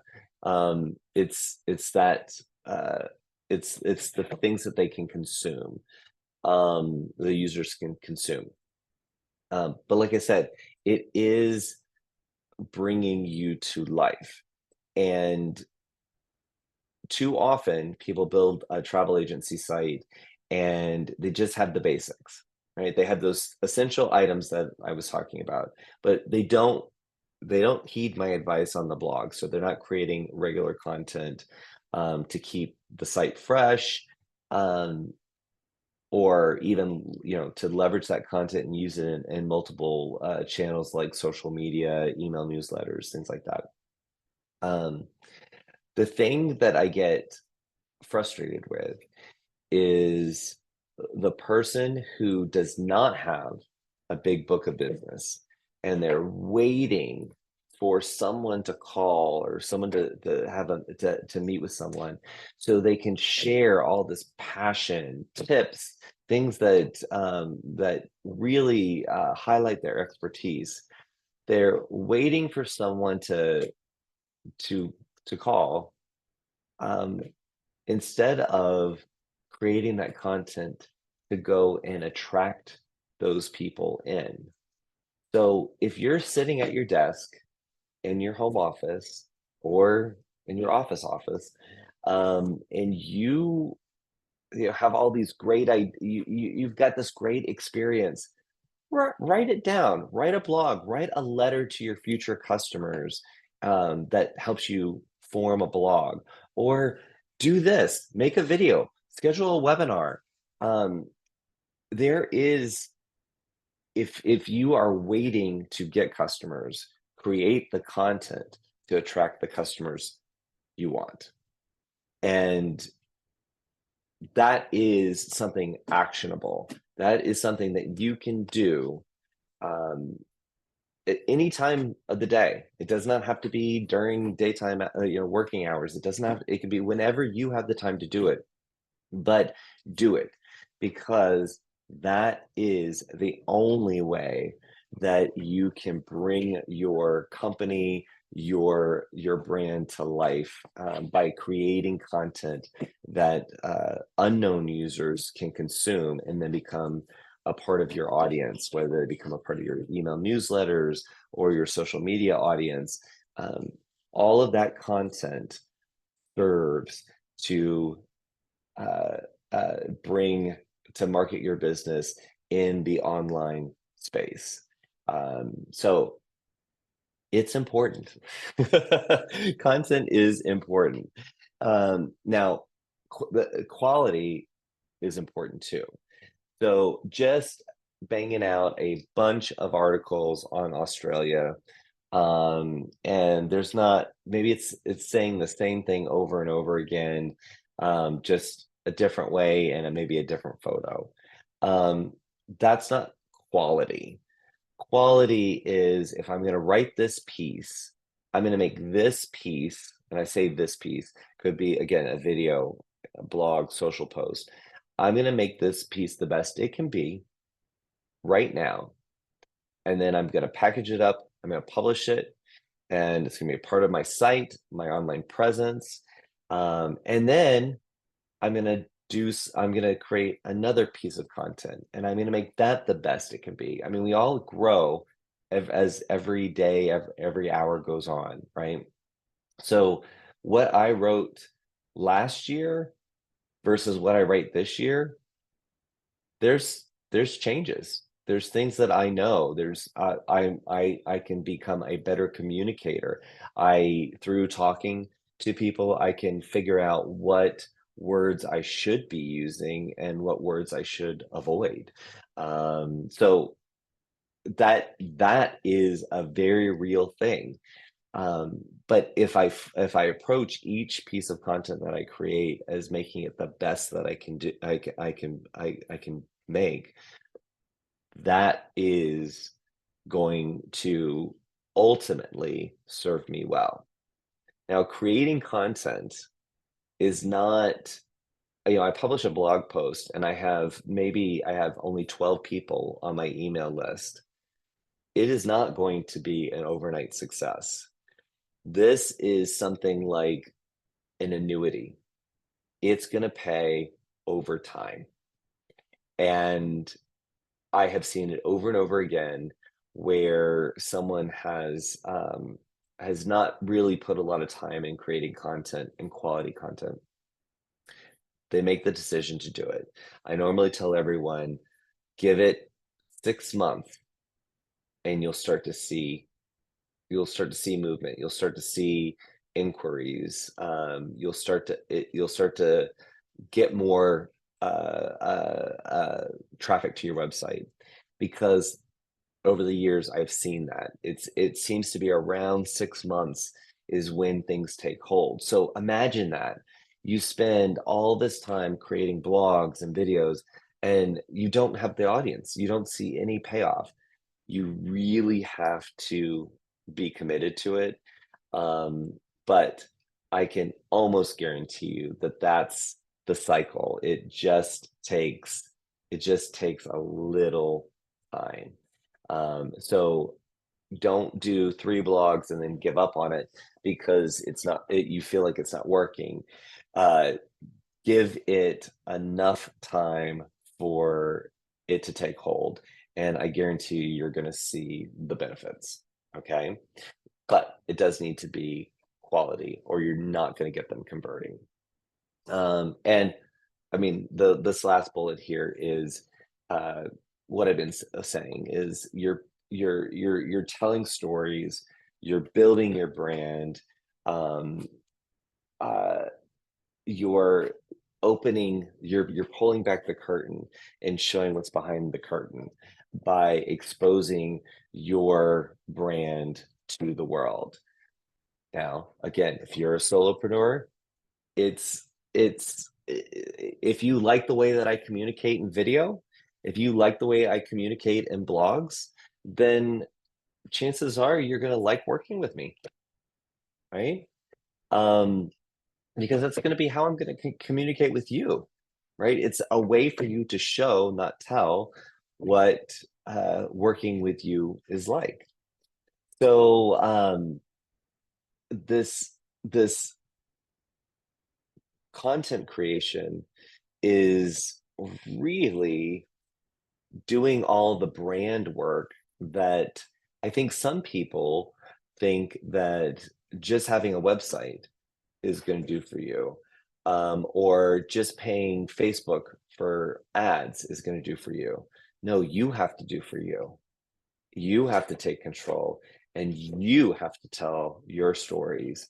And if you're an agency and you're made up of a team of people, maybe you tell that story in a little different way. It's not as personal, but it's still personable. It's at the end of the day, you've got to connect to the heart of what you guys do as a team, as a company, and make sure that that comes through in your content. Okay, man, I get, I hope you enjoy this because I definitely get passionate about it. All right, understanding your audience. So you've got to know who you're talking to, because if you think you're talking to a black hole, that's exactly how your content is interpreted. If it sounds like you're just talking to the whole wide world, then you're not going to reach the whole wide world.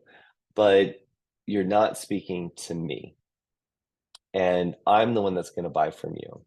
So if I am your target audience, and narrowing down your target audience is a whole other discussion, but if you've worked with clients that you love and are very profitable for you, uh, lump all those together and think about them when you're writing content or you're creating content. Or writing, and content is also emails as well. So anything that you're producing is content. So make sure you know who they are. Put a face on them. Um, so creating a persona around your audience, um, and and maybe you have a couple of personas. Maybe there's if you think about customers who you've worked with before, and this applies too if you can imagine the clients. If you don't have clients, imagine the clients you want to work with. So you have Jolene. Jolene is she's up for adventure, and she loves anywhere where there's a casino, and a beach. She's really about that. Okay. So you can create a whole persona about her if you want more Jolene's, right? And then Alexander's, he's the decision maker for uh, his whole family, and they all love to travel together. All right, so you love Alexander's, because they're groups, and they're bigger ticket items, or bigger ticket trips, uh, and they think really far out. Okay, so let's just take those two. So we got Jolene, we got Alexander. So so there's how they purchase, what they like to purchase, and maybe what we know that they respond to. That's helps you create some personas. And then with both of those personas, now this doesn't sound like my agency has a focus, but just go with me here. When I go to write this blog article, this email, this social post, this page on my website about the different services I provide, instead of thinking about the whole wide world, or instead of thinking about Jolene and Alexander, whatever I'm doing right now, I think about either Jolene or Alexander. What do I need to say to each one of those, or to that specific persona? What is important to them? What do they need to see? How detailed does it need to be? Maybe for Jolene, it's brief and to the point. Alexander needs a little more color to the story in order for him to respond to that. So instead of thinking about the whole wide world, think about who you're targeting and what your point is.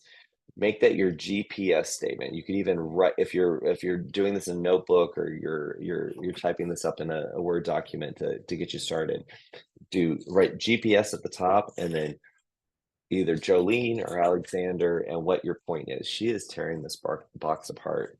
She is staying very engaged in website fundamentals. All right, so create those personas to help you stay focused, and then use your response rates to the emails that you send out, and feedback that you get from your clients, to refine that understanding of your personas. So you've defined these personas, you've created content for those personas. What happens? How many views does that video get? How many inquiries can I attribute to that blog article? Were they the right people? Did writing for Jolene get me more Jolenes?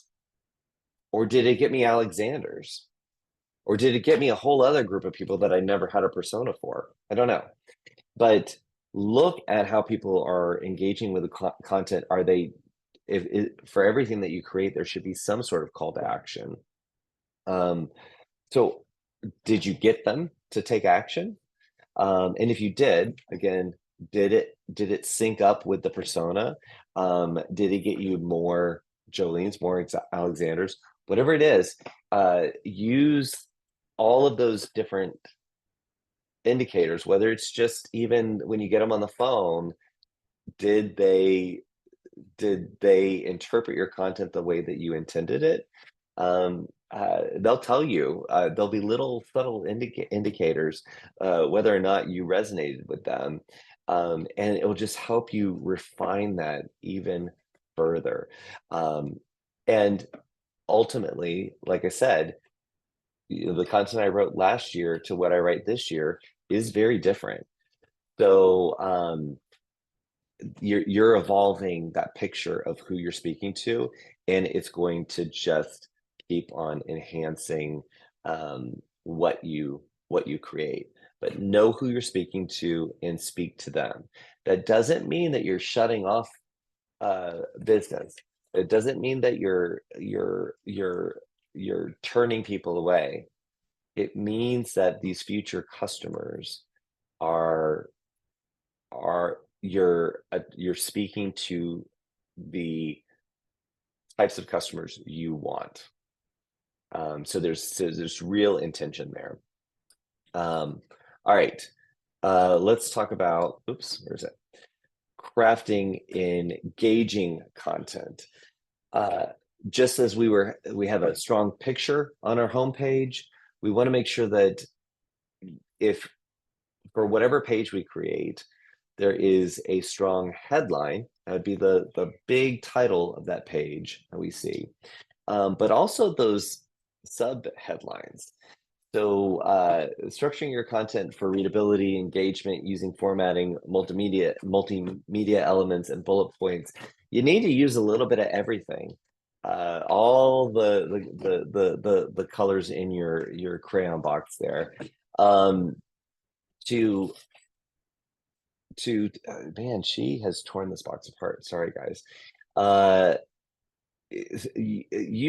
Structure your content so there's a strong headline, there's photos, there's subheads that are bolded, there's bullet points. Maybe you've got a video there as well. Think about the person who is going to read word for word on the page. There are people, I am not one of those people. There are people that will read line for line, word for word. There are other people that skim just to get the gist of it. So if you just have a bunch of body copy, and you don't have it broken down into small paragraphs or small sections with subheadlines, you don't bullet things out, you don't have photos that oh, you do meetings and events. I can tell that because I see a photo of an event, right? You want to make sure that the person who reads word for word, that content on that page is for them. they're going to absorb everything. And for the person that's just going to breeze through it, they still can leave that page with the message that you're trying to convey. And ultimately, connecting your brand, making it more relatable to them, to your audience, through all these different, some people are readers. Some people want video content, connect with your audience, because they're all going to have different styles of communication that they like, and that engage them. But you have to be intentional with it. So think about all those different elements, how you can get, in fact, the best exercise is to just free flow everything that you want on the website, or you want on your page, or blog article. Again, these principles apply to everything. Just free flow it all out. Then think about, well, what could I break out? What sections? What are the natural sections for this? Where could I add an image? Where could, maybe instead of just having a big long story or a block of text, I record a 1-minute video of me saying the same thing, or I've created a slideshow in Canva to bring that story to life. So start with free flow writing, because there are the people who want to read word for word. And also that word for word content is extremely helpful for Google, and when it's crawling and looking for content to connect what your website is about with what people are searching for. So that's important, but then lay it out in a way that really brings it to life and makes the brand more relatable and helps you connect with your audience. So calls to actions, calls to action, call to actions. There we go. CTAs. That's how we should just refer to it. That word. So CTAs. You want to make sure that it is very clear what this call to action. It's a call to action. Please, I want you to take action. I want you to do this thing. Now, ultimately, we want people to buy from us and engage our services, right? That's the level of interest is super, super high. But we've got different types of CTAs, and different levels of urgency or intent to buy, right? So scheduling time to have a consultation. I've got a strong intent to buy. If I'm going to schedule time with you, we're going to have a meeting. I've used your online scheduler. Calendly is the company I like to use for online scheduling. It's Calend, like calendar, and then LY. Check it out. I think there's a free option. But you can embed that in your site. You can send links to it in emails, but it connects to your Outlook or your Gmail calendar, and it allows people to schedule either video meetings, face-to-face meetings, or phone calls, and you can collect information from them as well. But my intent to buy is much higher. There's more of a sense of urgency. But maybe I'm just perusing right now. Maybe I'm just looking for inspiration. That's where downloadable flyers for promotions, you can get those from suppliers, or maybe you've created an ebook about what you're an expert in and what working with you looks like. That's more, I'm sort of kind of interested. I'm not quite there yet, but something about your website and what you're talking about sounds kind of interesting to me. So having different types of call to actions that speak to me at all different levels of interest, extremely helpful. Email, subscribe to my email. That's painless. And a lot of times I subscribe to an email just an email list, just because I know that I want to come back to, I don't want to forget about this company. So I know that they're going to email me if I subscribe to their email list. And then I'll be in a better place to consider them as a company, right? So, oh, now you're going to squeal. Okay, stop, stop, stop, stop. So having those different calls to action throughout your site, pepper them through out. Think about every time you scroll, there should be some type of call to action, whether it's my intent is really, really heavy or intense. I want my sense of urgency is high or it's low, but have those peppered throughout, have the different types peppered throughout.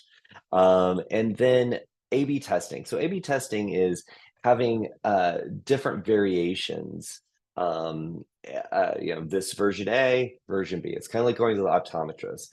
Is this option better than that option? Can you see better? Is it more clear? Is one or two? This one, this one. You're giving some different variations. So sometimes they could be, you could maybe have a graphic that says, click here to schedule a consultation with me. And maybe that has a purple background. And then on another page, you try the same type of thing, but you put it on an orange background. And instead of with me, you say, click here to schedule time with a true expert in traveling with your family to Australia. So have some different variations, change out button colors, change out copy, change out the way you frame up that specific action that you're wanting them to take. And make sure you can track it, see which one you're getting more response from. And whichever one you're doing more of, you're getting more response on, guess what? That's when you do more of, or you do more things like that. So make sure that you give yourself some options. All right, so now we're going to talk about analytics. So the most popular tool for looking at looking at how your website is performing is Google Analytics. So just search Google Analytics, and you will find it's free to sign up for. Most website platforms have an easy way for you to connect to Google Analytics.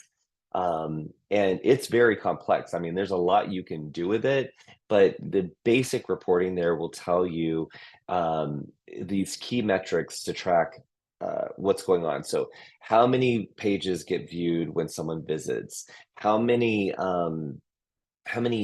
unique users? That means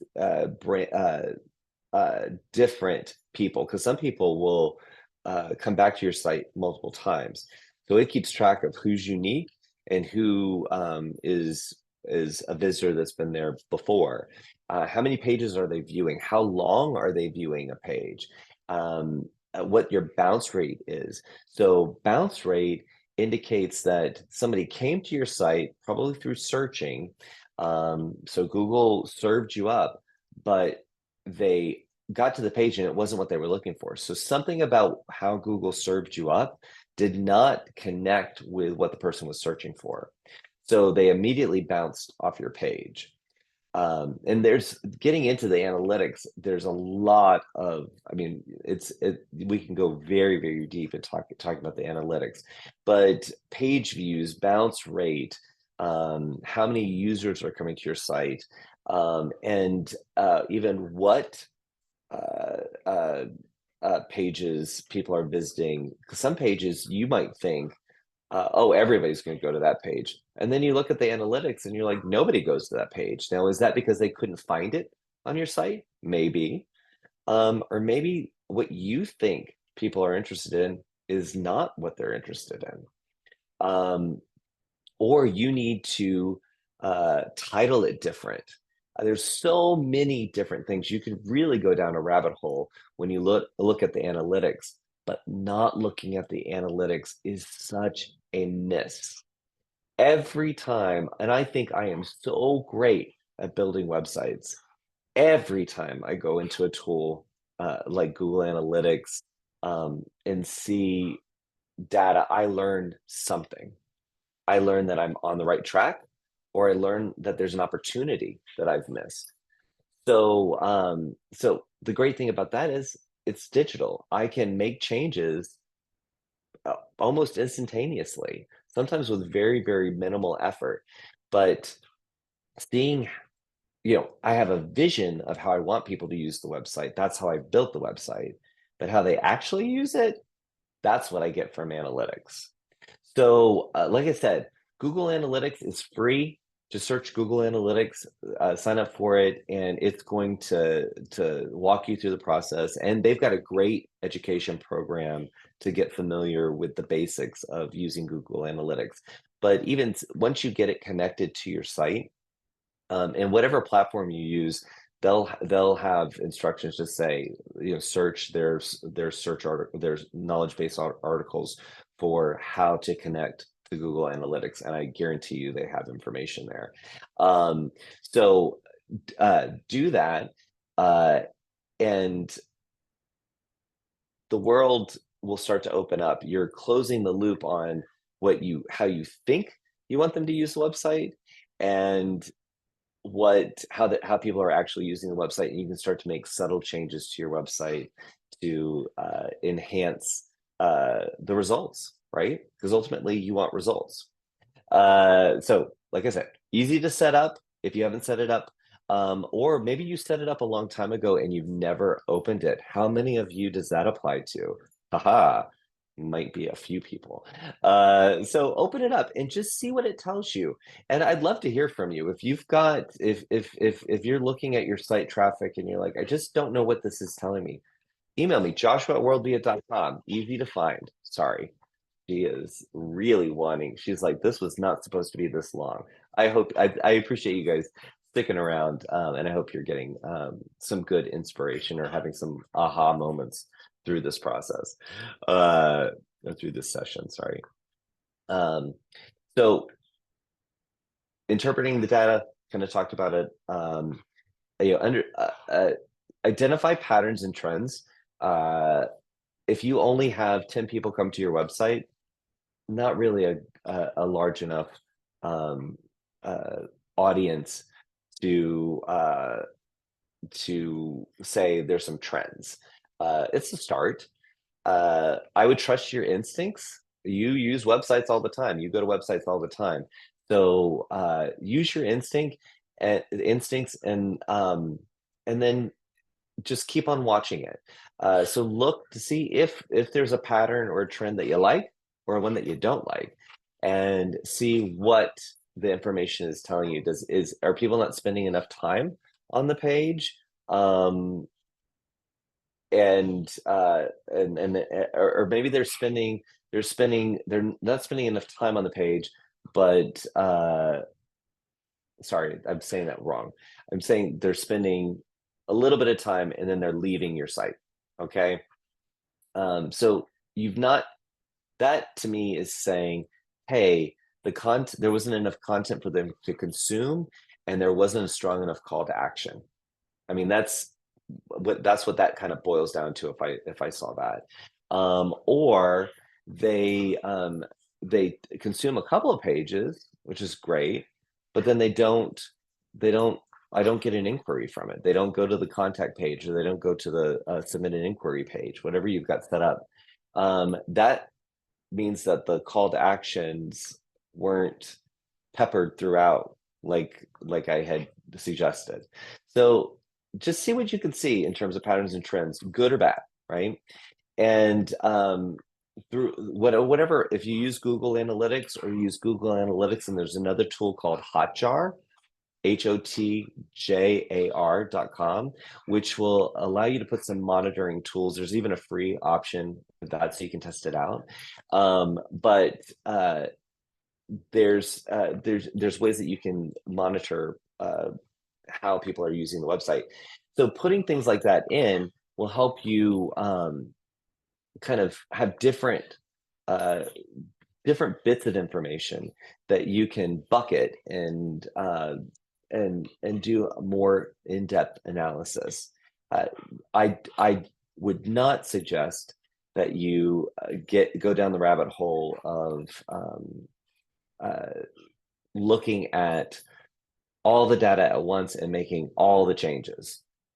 Small changes. Focus on one area, make a change, and then go back and look at the information and see if or the analytics, and see if the change that you made moved the needle at all. If it didn't, then try something else. If it did, then maybe move on to something else. But don't feel like you have to make all the changes all at once. Little moves will have a big impact in so many things that we do. You need to stop biting me, Missy. All right. So for those of you still on live here, I've got another poll for you. Tinker, I need you to hush. So let me get my poll up. And oops, wrong poll. There we go. I am going to ask you, what metric do you currently find the most challenging to interpret? So if you're still with me live, I'd love for you to jot down, if you've got a website now and you are looking at analytics, I'd love for you, and for those of you who are with me live, maybe you haven't been looking at analytics. So I'm not, if you don't have one, then that's okay. But drop it down in here. What is the metric that you currently find the most challenging to interpret? I'd love to hear what your thoughts are. And while you do that, I'm having a breakdown with Tinker. She is really chewing me up here. See, I think that any dog owner that is watching right now, Tink, would be like, you know what? She shouldn't be biting your hands. Yeah, she shouldn't be, but definitely shouldn't. All right, I need you to hush, Tinker. We've got people who want to work on their website. Okay, so I'm going to end the poll. I've got a few. Stop it. All right. All right. So the answers that I got. Okay, this is great. So everybody that answered, I'm not even going to share these, okay? Because I get you, and it's okay. So someone had responded and said, I don't have a site yet. So no analytics, but thank you for answering. Amy said, I have not used analytics yet. So Amy, get on it. Very easy. You can set up, if you have a site today. So I don't know, because Amy, you were saying that you were talking about you haven't selected your niche yet. So I don't know if you have a website yet. But if you do, you can sign up for Google Analytics right when we get done, and get it installed on your site. And it takes about 24 hours after it gets installed before it starts tracking. But you'll be able to see how people are using the site. And Maria said all of it. All of it is tough to interpret. So I'm going to say, it sounds like we need to do a session on analytics and how to interpret the information. And Amy did say she does have a site and she will sign up for Google Analytics today. Yay! Amy, I'd love to hear how you get on with that, because it's been a while since I signed up for Google Analytics. I know how wonderful it is, but I'd love to hear how your experience goes, especially since you had a site and you are making this a very bad experience for everyone. It's your fault, Tinker. All right, so analytics, we definitely need to take a deeper dive on that. But sounds like we're going to start. So now, just talking about using analytics to optimize your website. Identify the pages with a high bounce rate, and find out why. If you are running paid ads and you're sending them to a page on your site, and it doesn't have a lot of information. It doesn't have a variety, or, when we're talking about content that engages, making sure you've got multimedia content, strong headlines, bolded text, bullets, things like that. If you're running ads, you are going to have a high bounce rate on your pages. It's the ad platform is sending a lot of traffic your way. You're always looking to make sure you're honing in on your audience to make sure that the audience that you're spending to get is the right audience. But in general, you're going to have a higher bounce rate whenever you're running ads. But if you have a high bounce rate with organic traffic, that's the people who are searching for your site, then that's going back to the example I gave earlier. You've Google is serving up your page to people, and it is, when they get to your page, it's not what they were looking for. So something about the content that you've put on your page is not resonating with the people who are getting there. So look at the pages with a high bounce rate, because those are the pages that people have entered to your site through. So find out what is not getting them hooked. And it could be, like I said, on the homepage, where if you don't have a strong image that indicates what you do, then they don't scroll. If they don't scroll, chances are they're going to bounce. So look at ways that you can hook them. And every part of your web page should have a purpose. Wow, that every part of your web page should have a purpose. I expect to see that more. Because truly, every inch, every centimeter of your site has it's important. And if it's not working for you, it's working against you. So it's not serving you. When you are looking at analytics, you can look at which pages, like if someone enters your site, there's a behavior flow, I think it's called, where it shows that the person went from this page to this page to this page. So look at how the order in which people are consuming your site. Make it easier for them to follow that flow. Maybe that flow is not the flow that you thought that they would follow, or maybe it's the flow that you don't want them to follow. So maybe you want to change some things up there.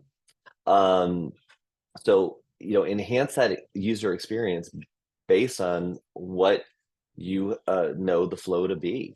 And Google Analytics says that I want to say it's behavior flow. It's had a couple of names over time, but you can see that information. Or even on Hotjar, it shows you can do little recordings of people using your website, so you can see where they click and which page they go to next and how long they spend on that page. You can even see how their mouse moves around. You know how, like, if you're like trying to find something on a page, you'll move your mouse around a bit. You can see that on that. So it's a pretty powerful tool. And again, the optimizing for conversions, we talked about that. Adjusting the content layout and making sure you pepper the calls to action based on, are you seeing people use those calls to action? Call to actions. Why can't I say it the right way? I don't know. And just briefly, we talked about the A/B testing. So depending on your website platform, another thing I wanted to say about analytics too is most of the website platforms have built-in web analytics. So it might be very basic. It's not as detailed as Google Analytics will be, but it's a start. It'll show you how many people have visited your website, what pages they visited. It's enough information to get you started in helping you make informed decisions. But the A/B testing we were talking about with CTAs, you don't just do A/B testing to do A/B testing. If you don't have the bandwidth to do it or the passion to do it, don't do it, right? Use analytics, but don't feel compelled to do A/B testing because I'm telling you to do A/B testing. The reason to do A/B testing is you want to test your theories. And I would say test one theory at a time. Like I said, don't make all the changes at once. Make a small move. If you're trying to get more people to click on this call to action, then what can you do to make that happen? And have a couple of, form a theory and create a test. Maybe if you're using paid advertising, maybe you send half of the people to this landing page within your site and half to another landing page. Which one gets more conversions? That's the one that you're going to do more of, or now you're going to shift and make that the main page, get rid of the other page. uh, the A/B testing is not just you are truly running a test. You're not just making the change on your site. You're giving an option to see which option is working better for you. Um, and I realized that this is a pretty big topic, and one that applies to simple things like font colors, photos, to more complex things like different types of ad campaigns and messaging.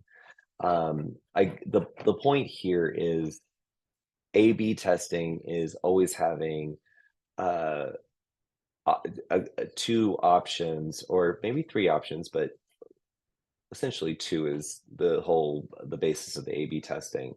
Which version or which change is more effective for you, version A or version B. You can do it with email newsletters and the subject line. You can send half the newsletters to your audience with this subject line, half with that subject line. Which one got more opens? That then is indicating a little bit about your audience, and also a little bit about how you might write. It's giving you an indication of how you might write in the future to be more effective, especially when you have an audience to test it on like that. So again, with implementing changes, you don't have to make all the changes. Just do what you just do one thing at a time, and then build from there. Setting goals, we're always setting goals, right? Make sure that if you just launched your website and you're not doing any paid advertising, don't expect 1 million views. Just not going to happen. Maybe it could happen, I don't know. I have never seen it happen.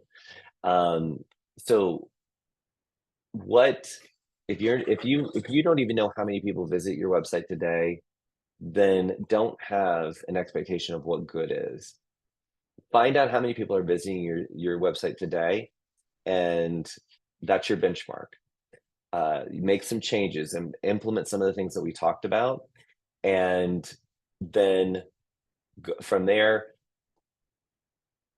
see if it got you more visitors to your website, or if it didn't, or if it stayed the same, whatever.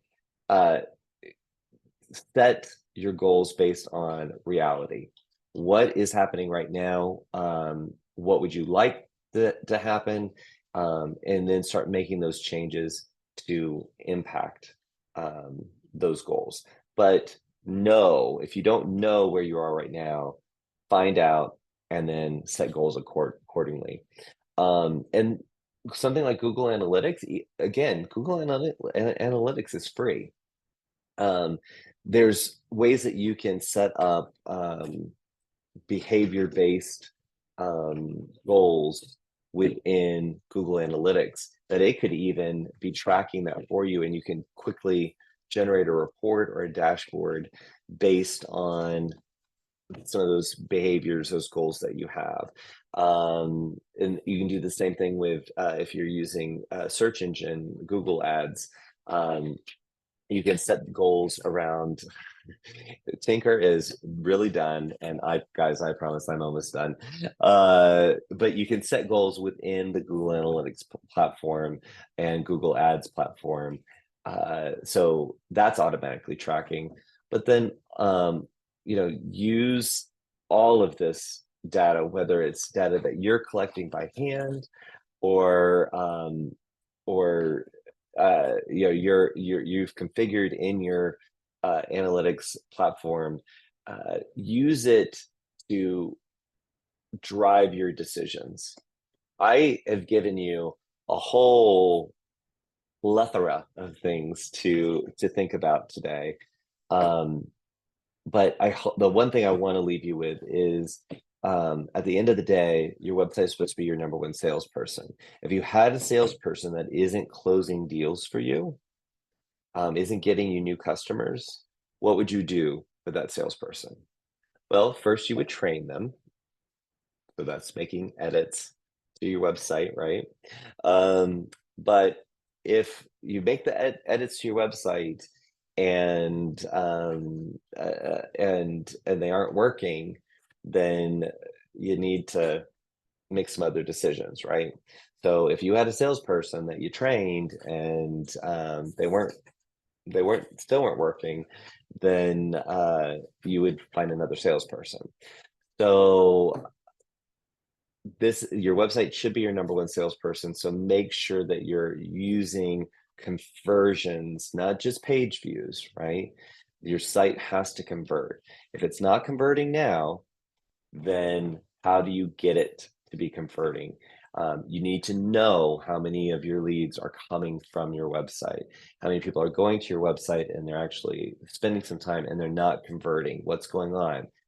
Use the conversion data to drive the decisions you make in marketing and the content strategies that you employ. Okay. All right. So thank you guys. A lot of you stuck around. I am so pleased. And Amy said, I'll be giving you a full before and after of my site changes, analytics experience, and update on how it all impacts my business down the road. I am so excited, Amy, and I appreciate you sticking out, guys. I did not plan to spend the whole Saturday morning with you, but I hope you can tell I'm extremely passionate about this topic. Now, I want to invite you. So we just started doing my whole team has been involved in this process in creating these travel marketeering Saturday sessions. Okay. So when I say I am talking about our whole team at WorldVia helping me get these together. I know I'm doing it in my home, but there's a lot of work that goes in behind the scenes to make sure that you're aware that that I'm doing these on Saturdays. So we just got this started. Again, I'm so grateful that you joined. But we have created a brand new private Facebook group for travel marketeers, because you are now officially a travel marketeer. So we just created it a few days ago. So this is the very first invitation to come and join the Travel Marketeers private Facebook group. In there, we hope to share, upcoming sessions, as well as, you guys being able to talk to each other and sharing best practices, tips, tricks, things, challenges, and definitely, I want to hear those updates from you, Amy and Diana. I I see Diana said she feels like she learned a lot. I hope you did, because I've been talking a lot and my hand is absolutely butchered. This dog is going to puppy school. I feel like somebody needs to have some dog whispering training here. But anyway, please come join the private Facebook group. This is the first time it's even been talked about, so don't expect a lot of people to be there. But we wanted to create a group just for travel marketeers because travel marketeering is something that our entire team is extremely passionate about. It's again, it's selling and marketing, or it's selling using a system, a marketing system, and that's what we want to teach is a system, and that is something that you can manage. Systems you can manage. Art is art, right? But we're about marketeering, and you are now officially a travel marketeer. And Bill said he's going to be joining. I'm so excited. All right, so I will be back, and Tink will not. I don't know what I'm going to do with Tink, but uh, there's so many options out there for you to get inspired on building your online presence. Uh, I really appreciate you spending time with me, and again, this was a long session. Please join us next Saturday, 8:30 a.m. Eastern. We will be coming. I'll be coming back to you with a session, and we will continue our travel marketing journey. So mark your calendars. But if not, again, you can watch all of these recordings on our YouTube channel. Just search in YouTube for World Via Travel Network, and you'll find our YouTube channel. Please subscribe and like the channel, or get the notifications from the channel. But you can see this content as well as more content there. All right. Have a wonderful weekend, and see you real soon. All right. Bye now.